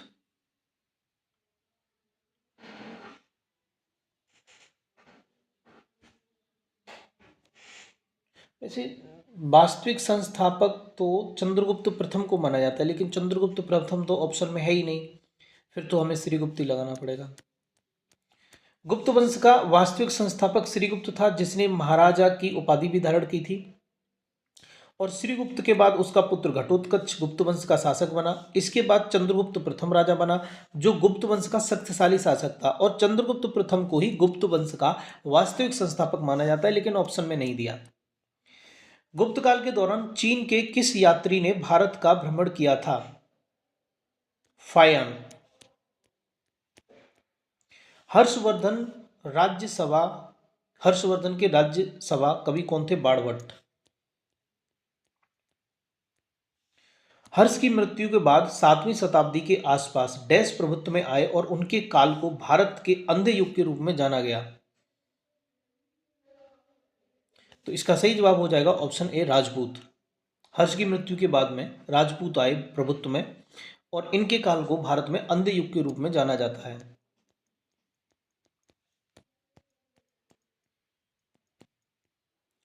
चंद्रगुप्त द्वितीय ने गुप्त साम्राज्य का डैश ईस्वी में गुजरात तक विस्तार कर लिया था। तो इसका सही जवाब हो जाएगा ऑप्शन डी, 390। चीनी यात्री इत्सिंग ने 3 वर्ष ठहरकर संस्कृत सीखा था नालंदा में। नहीं नहीं नहीं, एक सेकंड। चीनी यात्री इत्सिंग डैश में 3 वर्ष ठहरकर संस्कृत, ये होना चाहिए ताम्रलिप्ति। चलिए देख, हाँ बिल्कुल। चीनी यात्री इत्सिंग कौन था? एक चीनी बौद्ध यात्री था। 7वीं शताब्दी के अंत में भारत आया, दक्षिण के समुद्री मार्ग से होकर भारत आया, सुमात्रा तथा लंका होते हुए ताम्रलिप्ति पहुंचा, जहां 3 वर्षों तक रहकर संस्कृत का अध्ययन किया था। अब हम क्वेश्चंस डिस्कस करेंगे दक्षिण भारतीय राजवंश चोल, चालुक्य और पल्लव संगम से। संगम साहित्य की रचना किस शास्त्रीय भाषा में हुई थी? तो ये हुई थी तमिल में। चोल शिलालेख से उल्लिखित गुरुकुल के अनुरक्षण हेतु प्रदान की गई भूमि को क्या कहा जाता था? ये कहा जाता सालाभोग। डैश होयसल साम्राज्य की राजधानी थी? तो ये कौन सी थी? द्वार समुद्र। द्वार समुद्र किसकी राजधानी थी? होयसल साम्राज्य की।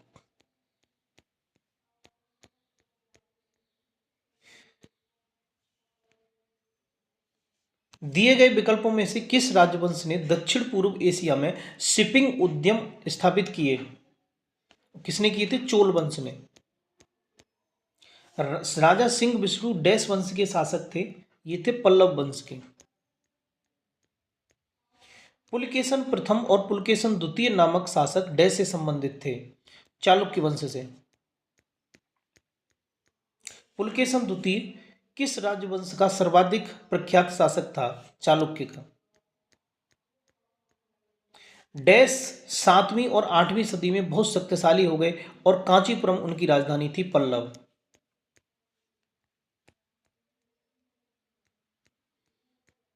कांची डैश की राजधानी थी? तो ये पल्लवों की राजधानी थी कांची। डैश पांड्य राजों की राजधानी थी? मदुरई। डैश ने मदुरई के आसपास के क्षेत्र पर शासन किया और 13वीं शताब्दी में सर्वोच्चता प्राप्त की। तो इसका सही जवाब हो जाएगा ऑप्शन डी, पांड्य। पूर्व चोल राजाओं में से किसे सबसे महान माना जाता है? तो इसका सही जवाब हो जाएगा ऑप्शन सी, करिकाल को। पल्लव वंश के कौन से राजा संस्कृत नाटक भी लिखा करते थे? तो ये कौन से थे? महेंद्र वर्मन। किस चालुक्य राजा ने कन्नौज के राजा हर्ष को पराजित किया था? पुलकेशन द्वितीय ने। चोल राजवंश का अंतिम सम्राट कौन सा था? ये था राजेंद्र चोल तृतीय। कौन सा चोल राजा ने मालदीव के द्वीपों पर दरियाई विजय पाई थी? तो ये था राजा राज। प्रारंभिक चेर वंशी राजाओं ने किन राज्यों पर शासन किया? तो ये तमिलनाडु और केरल पर। किस भारतीय राजा ने पूर्व एशिया के कुछ हिस्सों को जीतने के लिए नौसैनिक शक्ति का इस्तेमाल किया था? राजेंद्र चोल ने। अब क्वेश्चंस हम डिस्कस करेंगे, ये क्वेश्चंस होंगे सीमावर्ती राजवंश से, बॉर्डर लाइन डेंसिटी से। 9वीं शताब्दी में स्थापित प्रसिद्ध विक्रमशिला विश्वविद्यालय की स्थापना किसने कराई थी? तो सही जवाब हो जाएगा ऑप्शन सी, धर्मपाल ने। सबसे प्रसिद्ध पशुचारण और शिकारी जनजातियां मंगोल बसे हुए हैं, कहां पर बसे हुए हैं? ये मध्य एशिया में। विंध्या शक्ति डैश वंश के संस्थापक थे? ये वाकाटक। पाल वंश का पहला राजा कौन था? गोपाल। इनमें से कौन सा राजवंश दक्षिण भारत से संबंधित नहीं है? पांड्या। बाकी पाल, पल्लव, सातवाहन ये हैं। अब जो क्वेश्चंस हम डिस्कस करेंगे ये क्वेश्चंस होंगे प्राचीन साहित्य एवं साहित्यकार से रिलेटेड। गुणान्य या डैश पैशाची भाषा में लिखित है? तो इसका सही जवाब हो जाएगा बृहत कथा। डैश द्वारा रचित नागानंद एक संस्कृत नाटक है जिसे नागों को बचाने के लिए विद्याधर राजा जिमुतवाहन के आत्म बलिदान की लोकप्रिय गाथा का वर्णन है। हर्ष, इसका सही जवाब हो जाएगा हर्ष द्वारा रचित। हर्ष ने PNR से याद रख लेना, PNR यानी प्रियदर्शिका, नागानंद और रत्नावली, ये हर्ष ने लिखी थी। निम्न में से उस विकल्प का चयन करें जो कालिदास के विक्रमोर्वशीय नाटक में वर्णित है। डी, पुरुरवा और उर्वशी की प्रेम कथा। इंडिका किसने लिखी थी? मेगास्थनीज ने। देखिए और भी देख लेते, इंडिका मेगास्थनीज ने, सीयू की हिंसा, किताब उल हिंद अलबरूनी, किताब ए रेहला इब्न बतूता।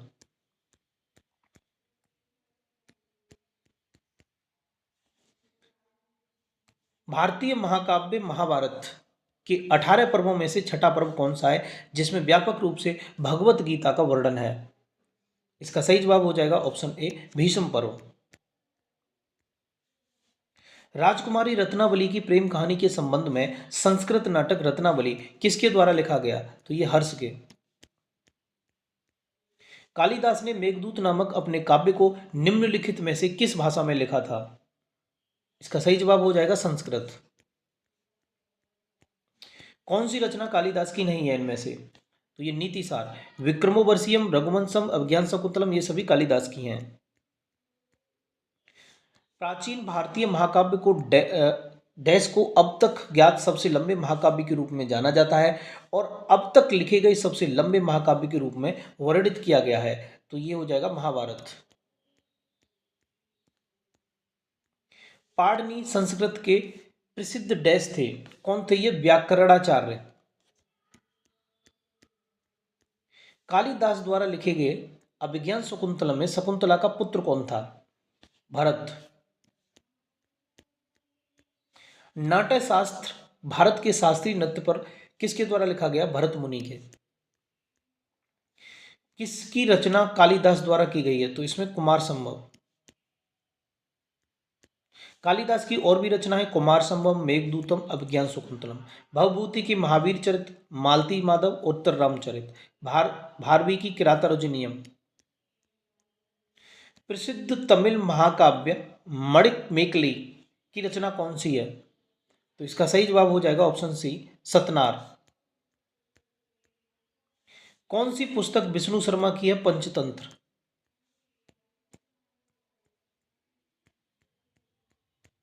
विष्णु शर्मा की पंचतंत्र, कौटिल्य अर्थशास्त्र, मेगास्थनीज की इंडिका, कल्लड़ की राजतरंगिणी। मुद्रा राक्षस किसने लिखी है? विशाख दत्त ने। विशाख दत्त की और भी पुस्तकें देवी चंद्रगुप्तम और राघवानंद नाटकम, सोमदेव की कथा सत्यसागर, कालिदास की रघुवंशम, अभिज्ञान शकुंतलम, कुमार संभव, बोधायन की सुलभ सूत्र, स्रोत सूत्र। महाभारत नामक संस्कृत महाकाव्य के लेखक कौन थे? महर्षि वेद व्यास। आर्यभट्टियम नामक पुस्तक आर्यभट्ट ने किस भाषा में लिखी थी? तो इसका सही जवाब हो जाएगा संस्कृत में। प्राचीन ग्रंथ अष्टाध्यायी के लेखक कौन थे? पाणिनि। महाभाष्य के लेखक कौन थे? पतंजलि। नाट्यशास्त्र के भरतमुनि। चरक संहिता के चरक। अगला है सुश्रुत संहिता किस विषय से संबंधित है? बताइए किससे है सुश्रुत संहिता? ये है चिकित्सा और शल्य चिकित्सा से संबंधित है सुश्रुत संहिता। प्रसिद्ध नाटक स्वपन वासवदत्तम किसने लिखी थी? भास ने। देखिए और भी देख लेते तो स्वपन वासवदत्तम भास ने, मालविका मेघनादमित्रम कालिदास, मृच्छिकट्टकम शूद्रक, नाट्यशास्त्र भरतमुनि, गीत गोविंद और रसमंजरी जयदेव। महाभारत का मूल नाम क्या था? जय संहिता। 10 कुमार चरित्र या टेल्स ऑफ 10 प्रिंसेस ये किसने लिखी थी? दंडी ने। हर्षचरित का लेखक कौन है? बाणभट्ट। कालिदास की अभिज्ञान शकुंतलम, मेघदूतम, रघुवंशम, कुमारसंभव, मालविकाग्निमित्रम, ऋतुसंहार, विक्रमोर्वशीयम। पाणिनि की अष्टाध्यायी, कल्लड़ की राजतरंगिणी, बाणभट्ट की हर्षचरित और कादम्बरी। गीत गोविंद किसने लिखी? जयदेव ने।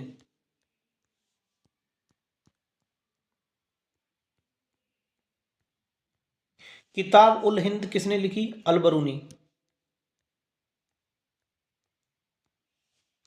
निम्नलिखित में से किस प्राचीन भारतीय दार्शनिक ने पदार्थ के सूक्ष्मतम कण के बारे में उल्लेख किया और इसे परमाणु नाम दिया? कणाद ने।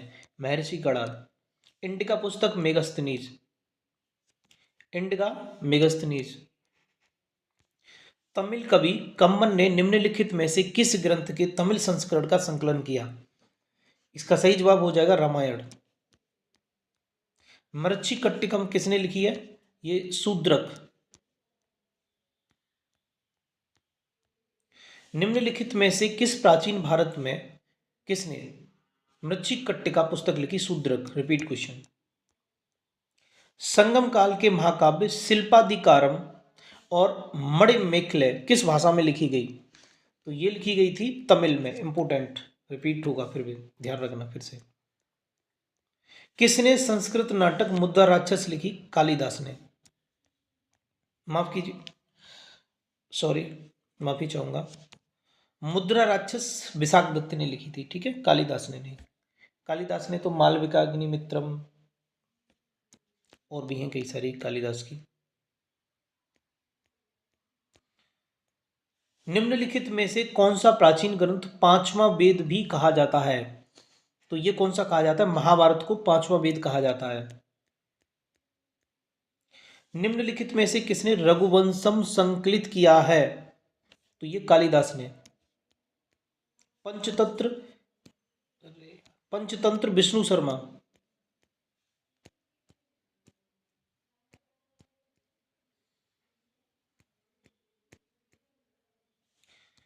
किसने भारत के प्राचीन ग्रंथ नाट्यशास्त्र? भरतमुनि। डी सही है। पंच सिद्धांतिका, बृहत संहिता, सांख्य सिद्धांत इसके लेखक कौन है? इसके लेखक है बरहामेर। डी सही है इसका, बरहामेर। तिरुक्कुरल तिरुक्कुरल नामक प्रसिद्ध ग्रंथ के संकलनकर्ता कौन है? तिरुवल्लुर। सेम ही है, देखो देखने में एक ही जैसा है। तिरुक्कुरल, तिरुवल्लुर। चरक संहिता किसने लिखी थी? नहीं, चरक संहिता चिकित्सा की किस शाखा से संबंधित है? तो ये है आयुर्वेद से। सुश्रुत को डैश के रूप में जाना जाता है? तो इनको भारतीय शल्य चिकित्सा के जनक के रूप में जाना जाता है। राजतरंगिणी द्वारा किन राज्यों के राजा का वर्णन है? तो इसमें कश्मीर के राजाओं का वर्णन देखने कल्लड़ ने लिखी थी ये। प्राचीन भारत में कल्लड़ द्वारा निम्नलिखित में से कौन सी पुस्तक लिखी गई? राजतरंगिणी। प्राचीन भारतीय कानून दस्तावेज मनुस्मृति डैश में लिखा गया था? किस में लिखी गई थी ये मनुस्मृति? संस्कृत में। निम्नलिखित में से कौन सा साहित्य संस्कृत में नहीं लिखा गया? तो इनमें से कौन सा है जो नहीं लिखा गया? तिरुक्कुरल ये नहीं लिखा गया, बाकी रत्नावली, मेघदूत, राजतरंगिणी ये सभी संस्कृत में लिखी गई हैं। चलिए तिरुकुरल इसे लिखा था तिरुवल्लुवर ने तमिल भाषा में, रत्नावली हर्ष ने संस्कृत में, राजतरंगड़ी कल्लड़ ने हर्ष में, मेघदूत कालिदास ने संस्कृत में। रत्नावली हर्ष ने संस्कृत, राजतरंगड़ी कल्लड़ संस्कृत, मेघदूत कालिदास ने संस्कृत में। कौन एक भारतीय गणितज्ञ थे? तो सही जवाब हो जाएगा ऑप्शन सी भास्कर। कौन सी गणित विषय पर लिखित एक मध्ययुगीन भारतीय पुस्तक है? तो इसका सही जवाब हो जाएगा ऑप्शन बी लीलावती।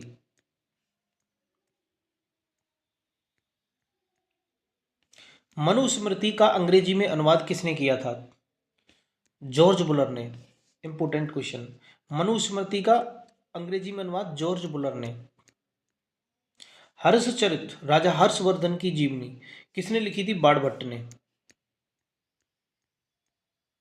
डैश द्वारा रचित हर्षचरित्र हमें हर्ष और उनके प्रशासन के बारे में सही जानकारी देती है। बाणभट्ट के द्वारा लिखित। प्राचीन काल में अमर सिंह द्वारा भाषा के शब्दों का एक शब्दकोश तैयार किया गया था जिसका नाम अमरकोश था। संस्कृत।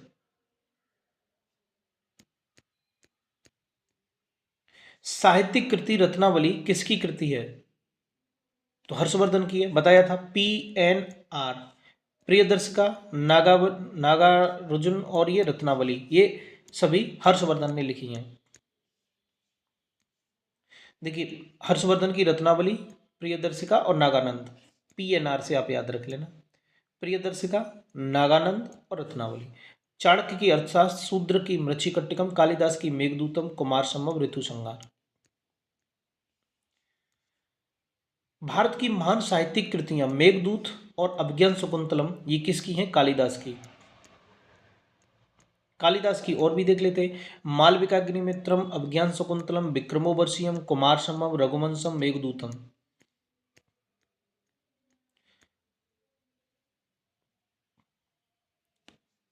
भास की देखो प्रतिमानाटकम, बालचरितम, दूतवाक्यम। चाणक्य की अर्थशास्त्र, शूद्र की मरीचिकट्टिकम और वासवदत्ता। राजतरंगिणी किसके लेखक कौन है? कल्हड़। पंचतंत्र किसने लिखी है? विष्णु शर्मा ने। अब हम क्वेश्चन डिस्कस करेंगे प्राचीन कालीन स्थापत्य कला, चित्रकला और संगीत कला से। डैश हिंदू और जैन मंदिरों का अंतरतम पुण्य स्थल है जहां मंदिर के मुख्य देवता की मूर्ति विराजमान रहती है। इसका सही जवाब हो जाएगा ऑप्शन डी गर्भगृह। डैश में लोकप्रिय मंदिर स्थापत्य कला शैली नागर कहलाती है। उत्तर भारत में।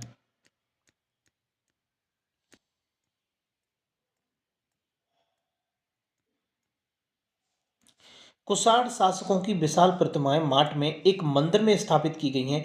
वह राज्य निम्नलिखित में से कौन सा है? तो इसका सही जवाब हो जाएगा उत्तर प्रदेश। भगवान शिव को समर्पित कंदरिया महादेव मंदिर का निर्माण डैश के शासक धंगदेव द्वारा लगभग 919 सीई में करवाया गया था। चंदेल राजवंश। कोणार्क का सूर्य मंदिर डैश के नाम से भी जाना जाता है? तो काला पैगोडा, ब्लैक पैगोडा।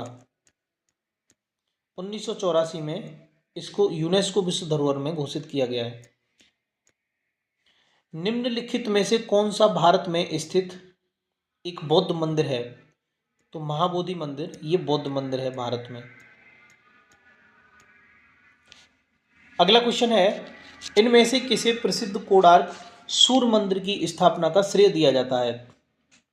तो इसका सही जवाब हो जाएगा ऑप्शन सी राजा नरसिंह देव प्रथम को।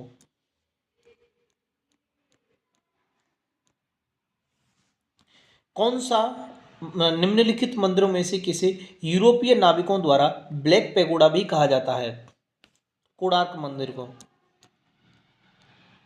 कोणार्क सूर्य मंदिर कहां पर है? ये उड़ीसा में स्थित है।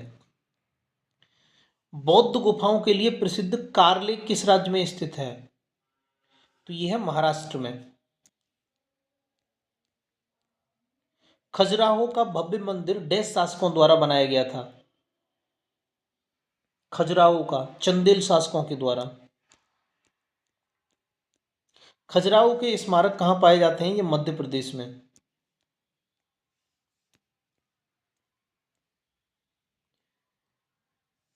खजुराहो मंदिर वास्तुकला के किस प्रकार को उजागर करता है? तो ये करता है नागर शैली को। डी सही होगा इसका। भारत के किस राज्य में कार्ले नामक संरक्षित बौद्ध गुफा मंदिर है? तो इसका सही जवाब हो जाएगा महाराष्ट्र में। कार्ले कहाँ पर है? महाराष्ट्र में। बौद्ध गुफाओं में सबसे अच्छी संरक्षित गुफा कार्ले है, जो निम्न में से किस राज्य में है? महाराष्ट्र में। बृहदेश्वर मंदिर भारत के किस राज्य में है? तमिलनाडु में। निम्नलिखित में से किस मंदिर का निर्माण राज राजा द्वारा करवाया गया था? तो यह कराया गया था बृहदेश्वर मंदिर का निर्माण। कंदरिया महादेव मंदिर किस मंदिर समूह से संबंधित है? तो यह है खजुराहो मंदिर से। कंदरिया महादेव मंदिर खजुराहो मंदिर से। अगला है मुरुदेश्वर मंदिर डैश राज्य में कंदुक गिरी पर स्थित है? तो यह है कर्नाटक में। मुरुदेश्वर मंदिर कहाँ है? कर्नाटक में। तिरुवरूर और अजंता के मंदिरों की दीवारों पर किस प्रकार की चित्रकारी मौजूद है? तो यह भित्ति। लिंगराज मंदिर का निर्माण डैश ने कराया था? तो यह कराया था सोमवंशी राजा ययाति केसरी ने। लिंगराज मंदिर किस शहर में स्थित है? तो ये भुवनेश्वर में, ओडिशा के भुवनेश्वर में। मोढेरा स्थित सूर्य मंदिर का निर्माण किस राजवंश ने करवाया था? तो सोलंकी राजवंश ने। है कहां पर? ये गुजरात में।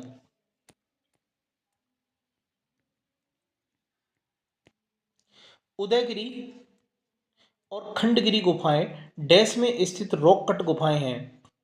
उड़ीसा में। श्रवण बेलगोला में स्थित गोमतेश्वर मूर्ति किस सामग्री से बनी है? तो ये ग्रेनाइट से। विश्व विरासत स्थान के रूप में प्रसिद्ध अजंता की गुफाएं निम्नलिखित में से किस शहर में है? औरंगाबाद में। निम्नलिखित में से कौन सा मंदिर मौजूदा चोल मंदिरों में से एक नहीं है?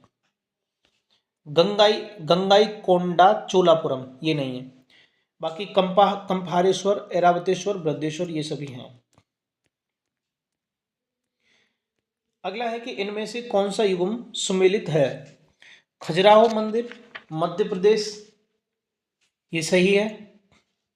तिजारा मंदिर राजस्थान, नहीं, ये कह रहा है कौन सा युग्म सुमेलित है। नहीं, खजुराहो मंदिर तो मध्य प्रदेश में, आंध्र प्रदेश में कहाँ है? खजुराहो मंदिर मध्य प्रदेश में। और वेंकटेश्वर और ये तिजारा मंदिर राजस्थान में, ये सही है। और वेंकटेश्वर मंदिर आंध्र प्रदेश में। और लिंगराज मंदिर उड़ीसा में।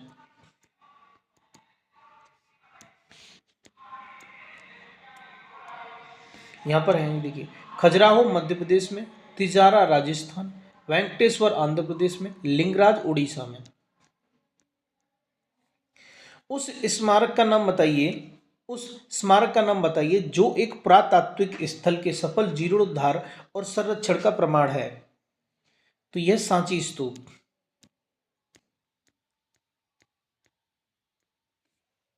स्तूप में निर्मित छज्जे, बालकनी जैसी संरचना को क्या कहा जाता है? इसे कहा जाता है हर्मिका।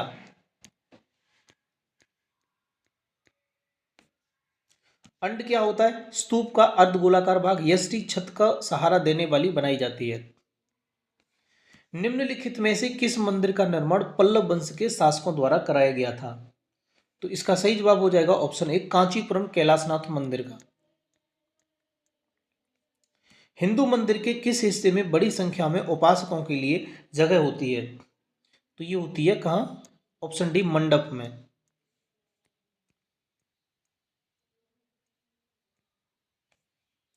वह कौन सी भारतीय चित्रकला शैली है जिसमें शुद्ध सोने और कीमती पत्थरों की सजावट है और इसमें हिंदू देवताओं, विशेष रूप से भगवान कृष्ण को दर्शाया गया है? Option D Tanjore painting. Ajanta की गुफाएं कहां पर हैं? ये है महाराष्ट्र में। सांची स्तूप किस शहर के पास है? तो ये भोपाल शहर के पास है सांची स्तूप। विश्व विख्यात सांची स्तूप को किसने बनवाया था? अशोक ने। तंजावुर का कौन सा मंदिर चोल वास्तुकला का उदाहरण है जिसका निर्माण सम्राट राजराजा ने करवाया था? इसका सही जवाब है ऑप्शन डी बृहदेश्वर मंदिर। शबरीमाला मंदिर कहां पर है? केरल में। चित्रकला की पटचित्र शैली निम्नलिखित में से किस राज्य की सबसे पुरानी और लोकप्रिय है? इसका सही जवाब हो जाएगा ओडिशा। कामाख्या मंदिर कहां पर है? ये असम में। मुंबई के निकट एलिफेंटा की गुफाएं में स्थित डैश मंदिर को स्थित है? तो इसका सही जवाब हो जाएगा भगवान शिव को। एलिफेंटा की गुफाएं कहां स्थित हैं? यह है मुंबई में। ऐहोल शिलालेख ऐहोल शिलालेख निम्न में से किन शासकों से जुड़े हुए हैं? ये पुलकेशन द्वितीय से।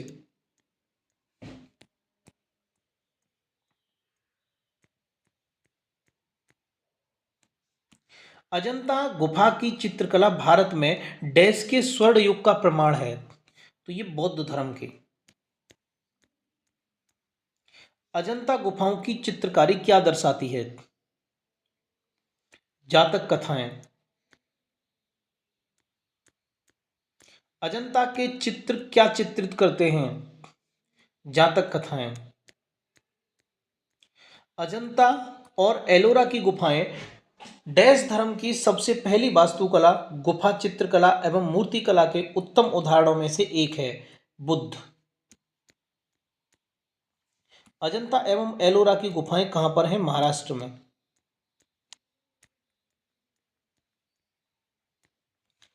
अजंता गुफाएं जो करीब 30 रॉक आउट बौद्धिक गुफा है जो भारतीय कला के बेहतरीन जीवित उदाहरण हैं, विशेष रूप से पेंटिंग में कहाँ स्थित हैं? ये हैं औरंगाबाद महाराष्ट्र। औरंगाबाद के महाराष्ट्र जिले में अजंता की गुफाएं जिनमें लगभग 30 चट्टानों को काटकर बौद्ध गुफाएं बनाई गई थीं वह कितनी प्राचीन थीं? तो ये 2वीं शताब्दी ईसा पूर्व। एलोरा के मंदिरों का निर्माण किसने करवाया था? तो राष्ट्रकूटों ने। बृहदेश्वर मंदिर कहां पर है? तंजावुर में। बृहदेश्वर मंदिर राजा डैश द्वारा बनवाया गया था? तो ये राज राजा चोल प्रथम के द्वारा। बृहदेश्वर मंदिर राज राजा चोल प्रथम के द्वारा बनवाया गया था।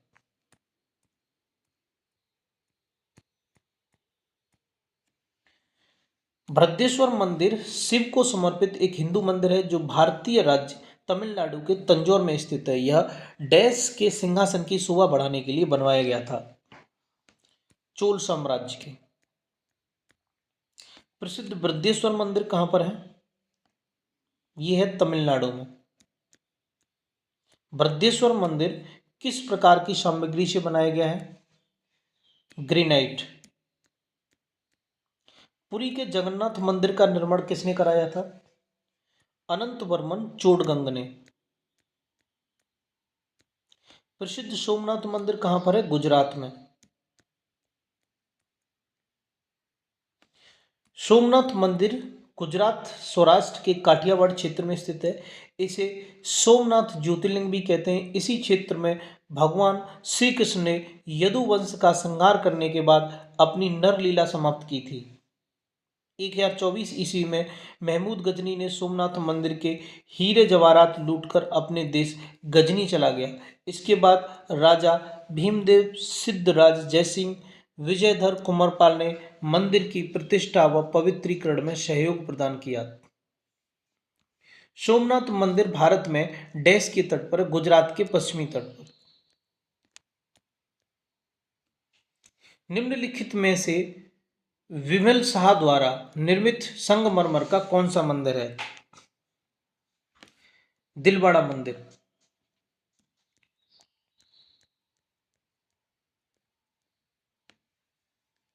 माउंट आबू का दिलवाड़ा मंदिर निम्नलिखित में से किस देवी देवता को समर्पित है? तो आदिनाथ। दिलवाड़ा मंदिर कहां पर स्थित है? माउंट आबू पर। मध्य प्रदेश में मध्य प्रदेश में स्थित वैश्विक विरासत स्थल भीमबेटका किसके लिए प्रसिद्ध है? तो पाषाण आश्रय रॉक शेल्टर के लिए। भीमबेटका की गुफाएं कितने साल पुरानी मानी जाती हैं? तो इसका सही जवाब हो जाएगा ऑप्शन सी, 30,000 साल पुरानी।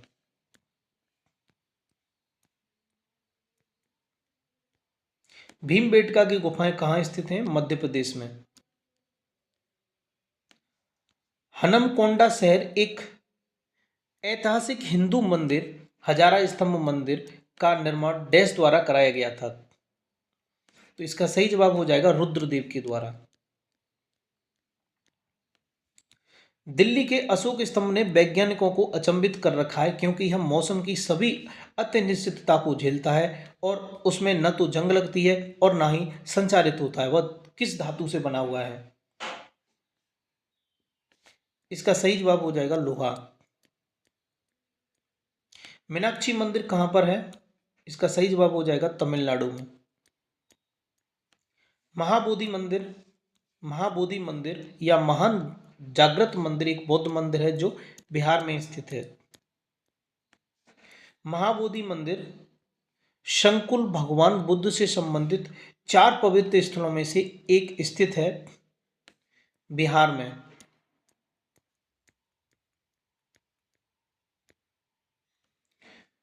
उस स्मारक का नाम बताओ जिसमें 9 हिंदू मंदिरों की प्रभावशाली श्रृंखला के साथ साथ एक उत्कृष्ट कृति के साथ जैन पवित्र स्थान विरूपाक्ष का मंदिर भी शामिल है और बागलकोट कर्नाटक में स्थित है।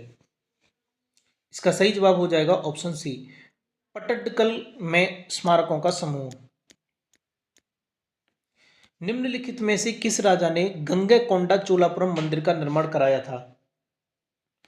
राजा राजेंद्र चोला प्रथम ने। कौन सी गुफाओं की खुदाई राजा खारवेल ने करवाई थी? तो इसका सही जवाब हो जाएगा ऑप्शन डी, खंडगिरी गुफाओं की। निम्नलिखित में से किस साम्राज्य के दौरान चेन्ना केशवा मंदिर का निर्माण किया गया था? तो होयसल वंश के। तमिलनाडु स्थित महाबलीपुरम में इमारतों का निर्माण किया गया था? किसके द्वारा? तो ये पल्लव वंशों के द्वारा महाबलीपुरम में।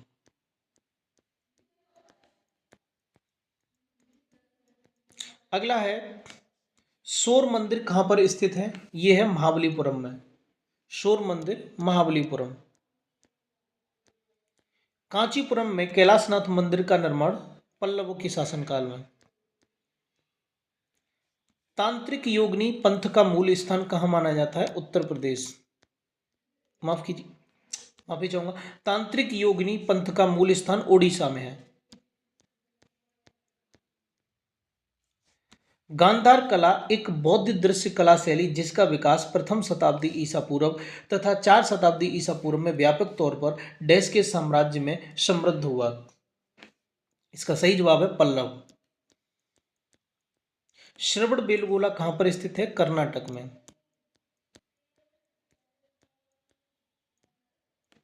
वह ऐतिहासिक जगह चुने जो ग्वालियर मध्य प्रदेश में नहीं है। तो इसका सही जवाब हो जाएगा गोलकुंडा किला। बाकी देखिए जयविलास महल, रानी लक्ष्मीबाई की समाधि, तेली का मंदिर, ये सभी ग्वालियर मध्य प्रदेश के ग्वालियर में है। गोलकुंडा का किला कहाँ है? ये हैदराबाद नगर तेलंगाना से 11 किलोमीटर की दूरी पश्चिम पर है। डैश 12वीं शताब्दी में काकतीय राजाओं द्वारा बनवाया गया था जिसे 14वीं शताब्दी में कुतुब शाही राजवंश द्वारा पुनर्निर्मित किया गया गोलकुंडा किला। अब हम डिस्कस करेंगे राजपूत डायनेस्टी से, राजपूत वंश से। खजुराहो के मंदिरों का निर्माण किस राजवंश के शासनकाल में हुआ? तो चंदेल राजवंश के। दिल्ली स्थित जंतर मंतर का निर्माण महाराजा किसने करवाया था? तो ये करवाया था जय सिंह, जयपुर के जय सिंह द्वितीय ने। देखिए यहाँ प्रथम भी है और द्वितीय भी है, तो आप ध्यान रखिए, जयपुर के जय सिंह द्वितीय ने करवाया था।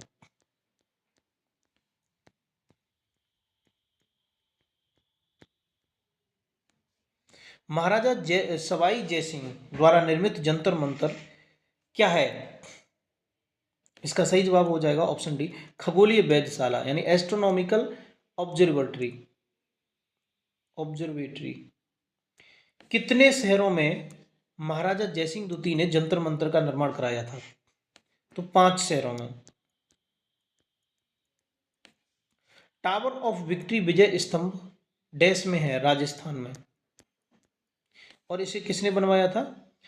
राणा कुंभा ने महमूद खिलजी के नेतृत्व वाली मालवा और गुजरात की सेनाओं पर विजय के स्मारक के रूप में 1440 से 1448 के मध्य बनवाया था। चित्तौड़गढ़ किस वंश की राजधानी थी? सिसोदिया वंश की। सिसोदिया वंश, ये वही महाराणा प्रताप वाला। इनमें से कौन गुलाम वंश से संबंधित नहीं है? तो हमीर। हमीर नहीं है, बाकी केकुबाद, बलबन, इल्तुतमिश ये हैं। साहित्य के प्रख्यात समर्थक राजा भोज किस वंश से थे? किसके बारे में पूछ रहा है? राजा भोज के बारे में बताइए, ये किस वंश से थे?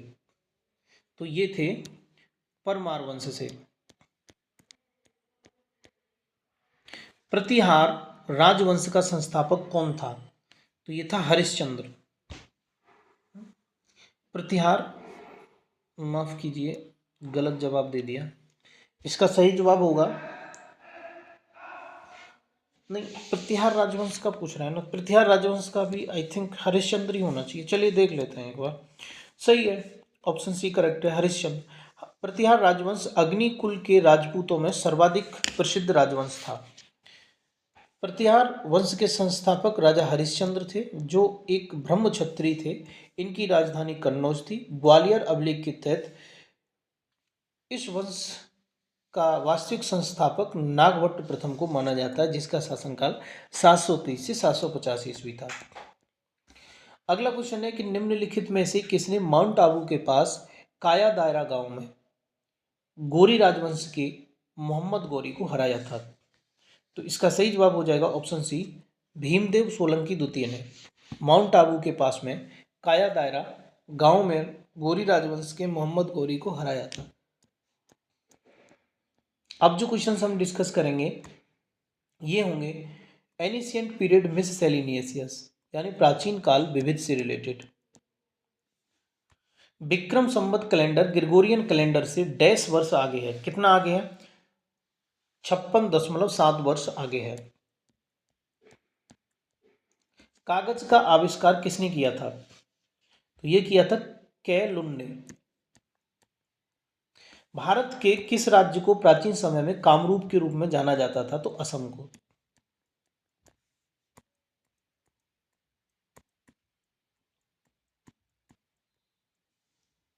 निम्नलिखित में से कौन सा भारतीय दर्शन के 6 स्कूलों में से एक है? योग। कौन कौन से हैं ये? चलिए देख लेते हैं। वैशेषिक, न्याय, सांख्य, योग, पूर्व मीमांसा और वेदांत। प्राचीन समय में किसी व्यक्ति को वस्तु के साथ तौला जाता था और उसी भार मात्रा के सामान उस वस्तु को दान कर दिया जाता था। इस प्रथा को क्या कहते थे? इसका सही जवाब हो जाएगा ऑप्शन सी, तुलाभार। महाभारत के अनुसार भीम और हिडम्बा का पोता कौन था? बर्बरीक।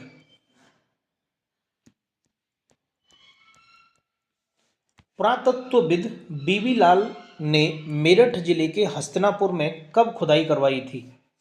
1951-52 में। भारत नाम भारतीय संविधान में भारत के लिए उपाधि के रूप में प्रयुक्त होता है, जिसका जिक्र भारतीय महाकाव्य में डैश में एक भाग में प्राचीन पौराणिक सम्राट भरत की कथा के रूप में वर्णित है। तो इसका सही जवाब हो जाएगा ऑप्शन डी, महाभारत। ऐसी मान्यता है कि भरत के नाम पर हमारे देश का नाम भारत पड़ा। इतिहास और पुराणों में कई भरत का उल्लेख मिलता है। प्रथम जैन तीर्थकर ऋषभदेव के पुत्र भरत, जो कि जड़ भरत कहलाए। दूसरा राम के भाई भरत। तीसरा नाट्य शास्त्र के रचनाकार भरत मुनि तथा चतुर्थ दुष्यंत और शकुंतला के पुत्र भरत। दुष्यंत पुत्र भरत के वंश में ही आगे चलकर कौरव और पांडव हुए, जिनके बीच युद्ध की गाथा को ही वेद व्यास ने महाभारत के रूप में लिखा। इस प्रकार महाभारत से ही भारत शब्द की उत्पत्ति मानते हुए वेद व्यास को भारत शब्द का श्रेय दिया जाता है। डैश नाम ग्रीक भाषा में आया है, जिसका अर्थ सिंधु नदी के पार का क्षेत्र है। इसका सही जवाब हो जाएगा भारत। पद नाम स्वामी मंदिर इनमें से किस शहर में स्थित है? तो इसका सही जवाब हो जाएगा ऑप्शन डी, तिरुवनंतपुरम में। इंडिया नाम डैश नदी से लिया गया है? तो ये सिंधु नदी से। प्राचीन काल से ही श्रॉफ, सेठ, साहूकार, महाजन और खेती के रूप में जाने जाने वाले व्यापारियों का मुख्य व्यवसाय क्या है? बैंकिंग।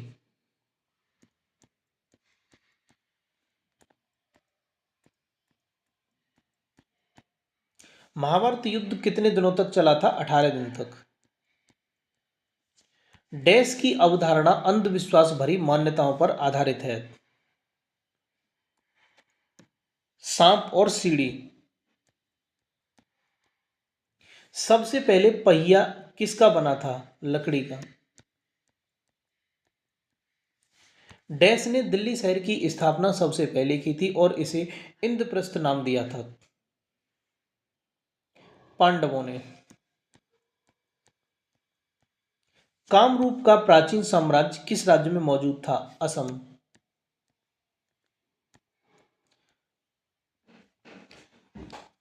तो इसी के साथ ही हमने प्राचीन भारत के अंदर जितने भी टॉपिक आते हैं सब कवर कर लिए हैं। जैसे पाषाण काल से रिलेटेड क्वेश्चंस पढ़े हमने, सिंधु घाटी सभ्यता से रिलेटेड, वैदिक सभ्यता से, महाजनपद काल से, जैन धर्म से, बौद्ध धर्म से, यहूदी धर्म से, मौर्य साम्राज्य से, मौर्योत्तर काल से, गुप्त एवं गुप्तोत्तर साम्राज्य से, दक्षिण भारतीय राजवंश से रिलेटेड, चोल, चालुक्य, पल्लव, संगम से पढ़े हमने, सीमावर्ती राजवंश से पढ़े, प्राचीन काल साहित्य एवं साहित्यकार से पढ़े हमने क्वेश्चंस। देन आफ्टर हमने प्राचीन काल स्थापत्य कला, चित्रकला, संगीत कला और राजपूत वंश, और उसके बाद में हमने प्राचीन काल विविध से रिलेटेड वो सभी क्वेश्चंस पढ़े जो रेलवे ने अब तक किसी न किसी एग्जाम में पूछे हैं और ये क्वेश्चंस आगे भी पूछे जाएंगे। तो आज का सेशन आपको कैसा लगा कमेंट बॉक्स में टाइप करके ज़रूर बताइए। और अगर आप चाहते हैं कि ऐसी ही और वीडियो बनाई जाए, जैसे इससे अगला टॉपिक आता है अब मध्यकालीन भारत, तो आप चाहते हैं कि मध्यकालीन भारत से रिलेटेड वो सभी क्वेश्चंस, मध्यकालीन भारत के टॉपिक जितने भी बनते हैं, जैसे दिल्ली सल्तनत हो गया, गुलाम वंश हो गया, लोधी वंश हो गया, इनसे रिलेटेड जितने भी टॉपिक से क्वेश्चंस बनते हैं और अब तक जो क्वेश्चंस ये रेलवे के किसी न किसी एग्जाम में आए हुए हैं, आप चाहते हैं कि ये क्वेश्चंस ऐसी एक नेक्स्ट वीडियो में आपके सामने डिस्कस किए जाएं, तो आप कमेंट बॉक्स में टाइप करके ज़रूर बताइए। और हाँ, आज का वीडियो कैसा लगा ये भी बताइए, और वीडियो को अभी तक लाइक नहीं किया है तो लाइक कीजिए, और चैनल को सब्सक्राइब नहीं किया है तो चैनल को सब्सक्राइब भी कर लीजिए। मिलते हैं नेक्स्ट वीडियो में। Thanks for watching.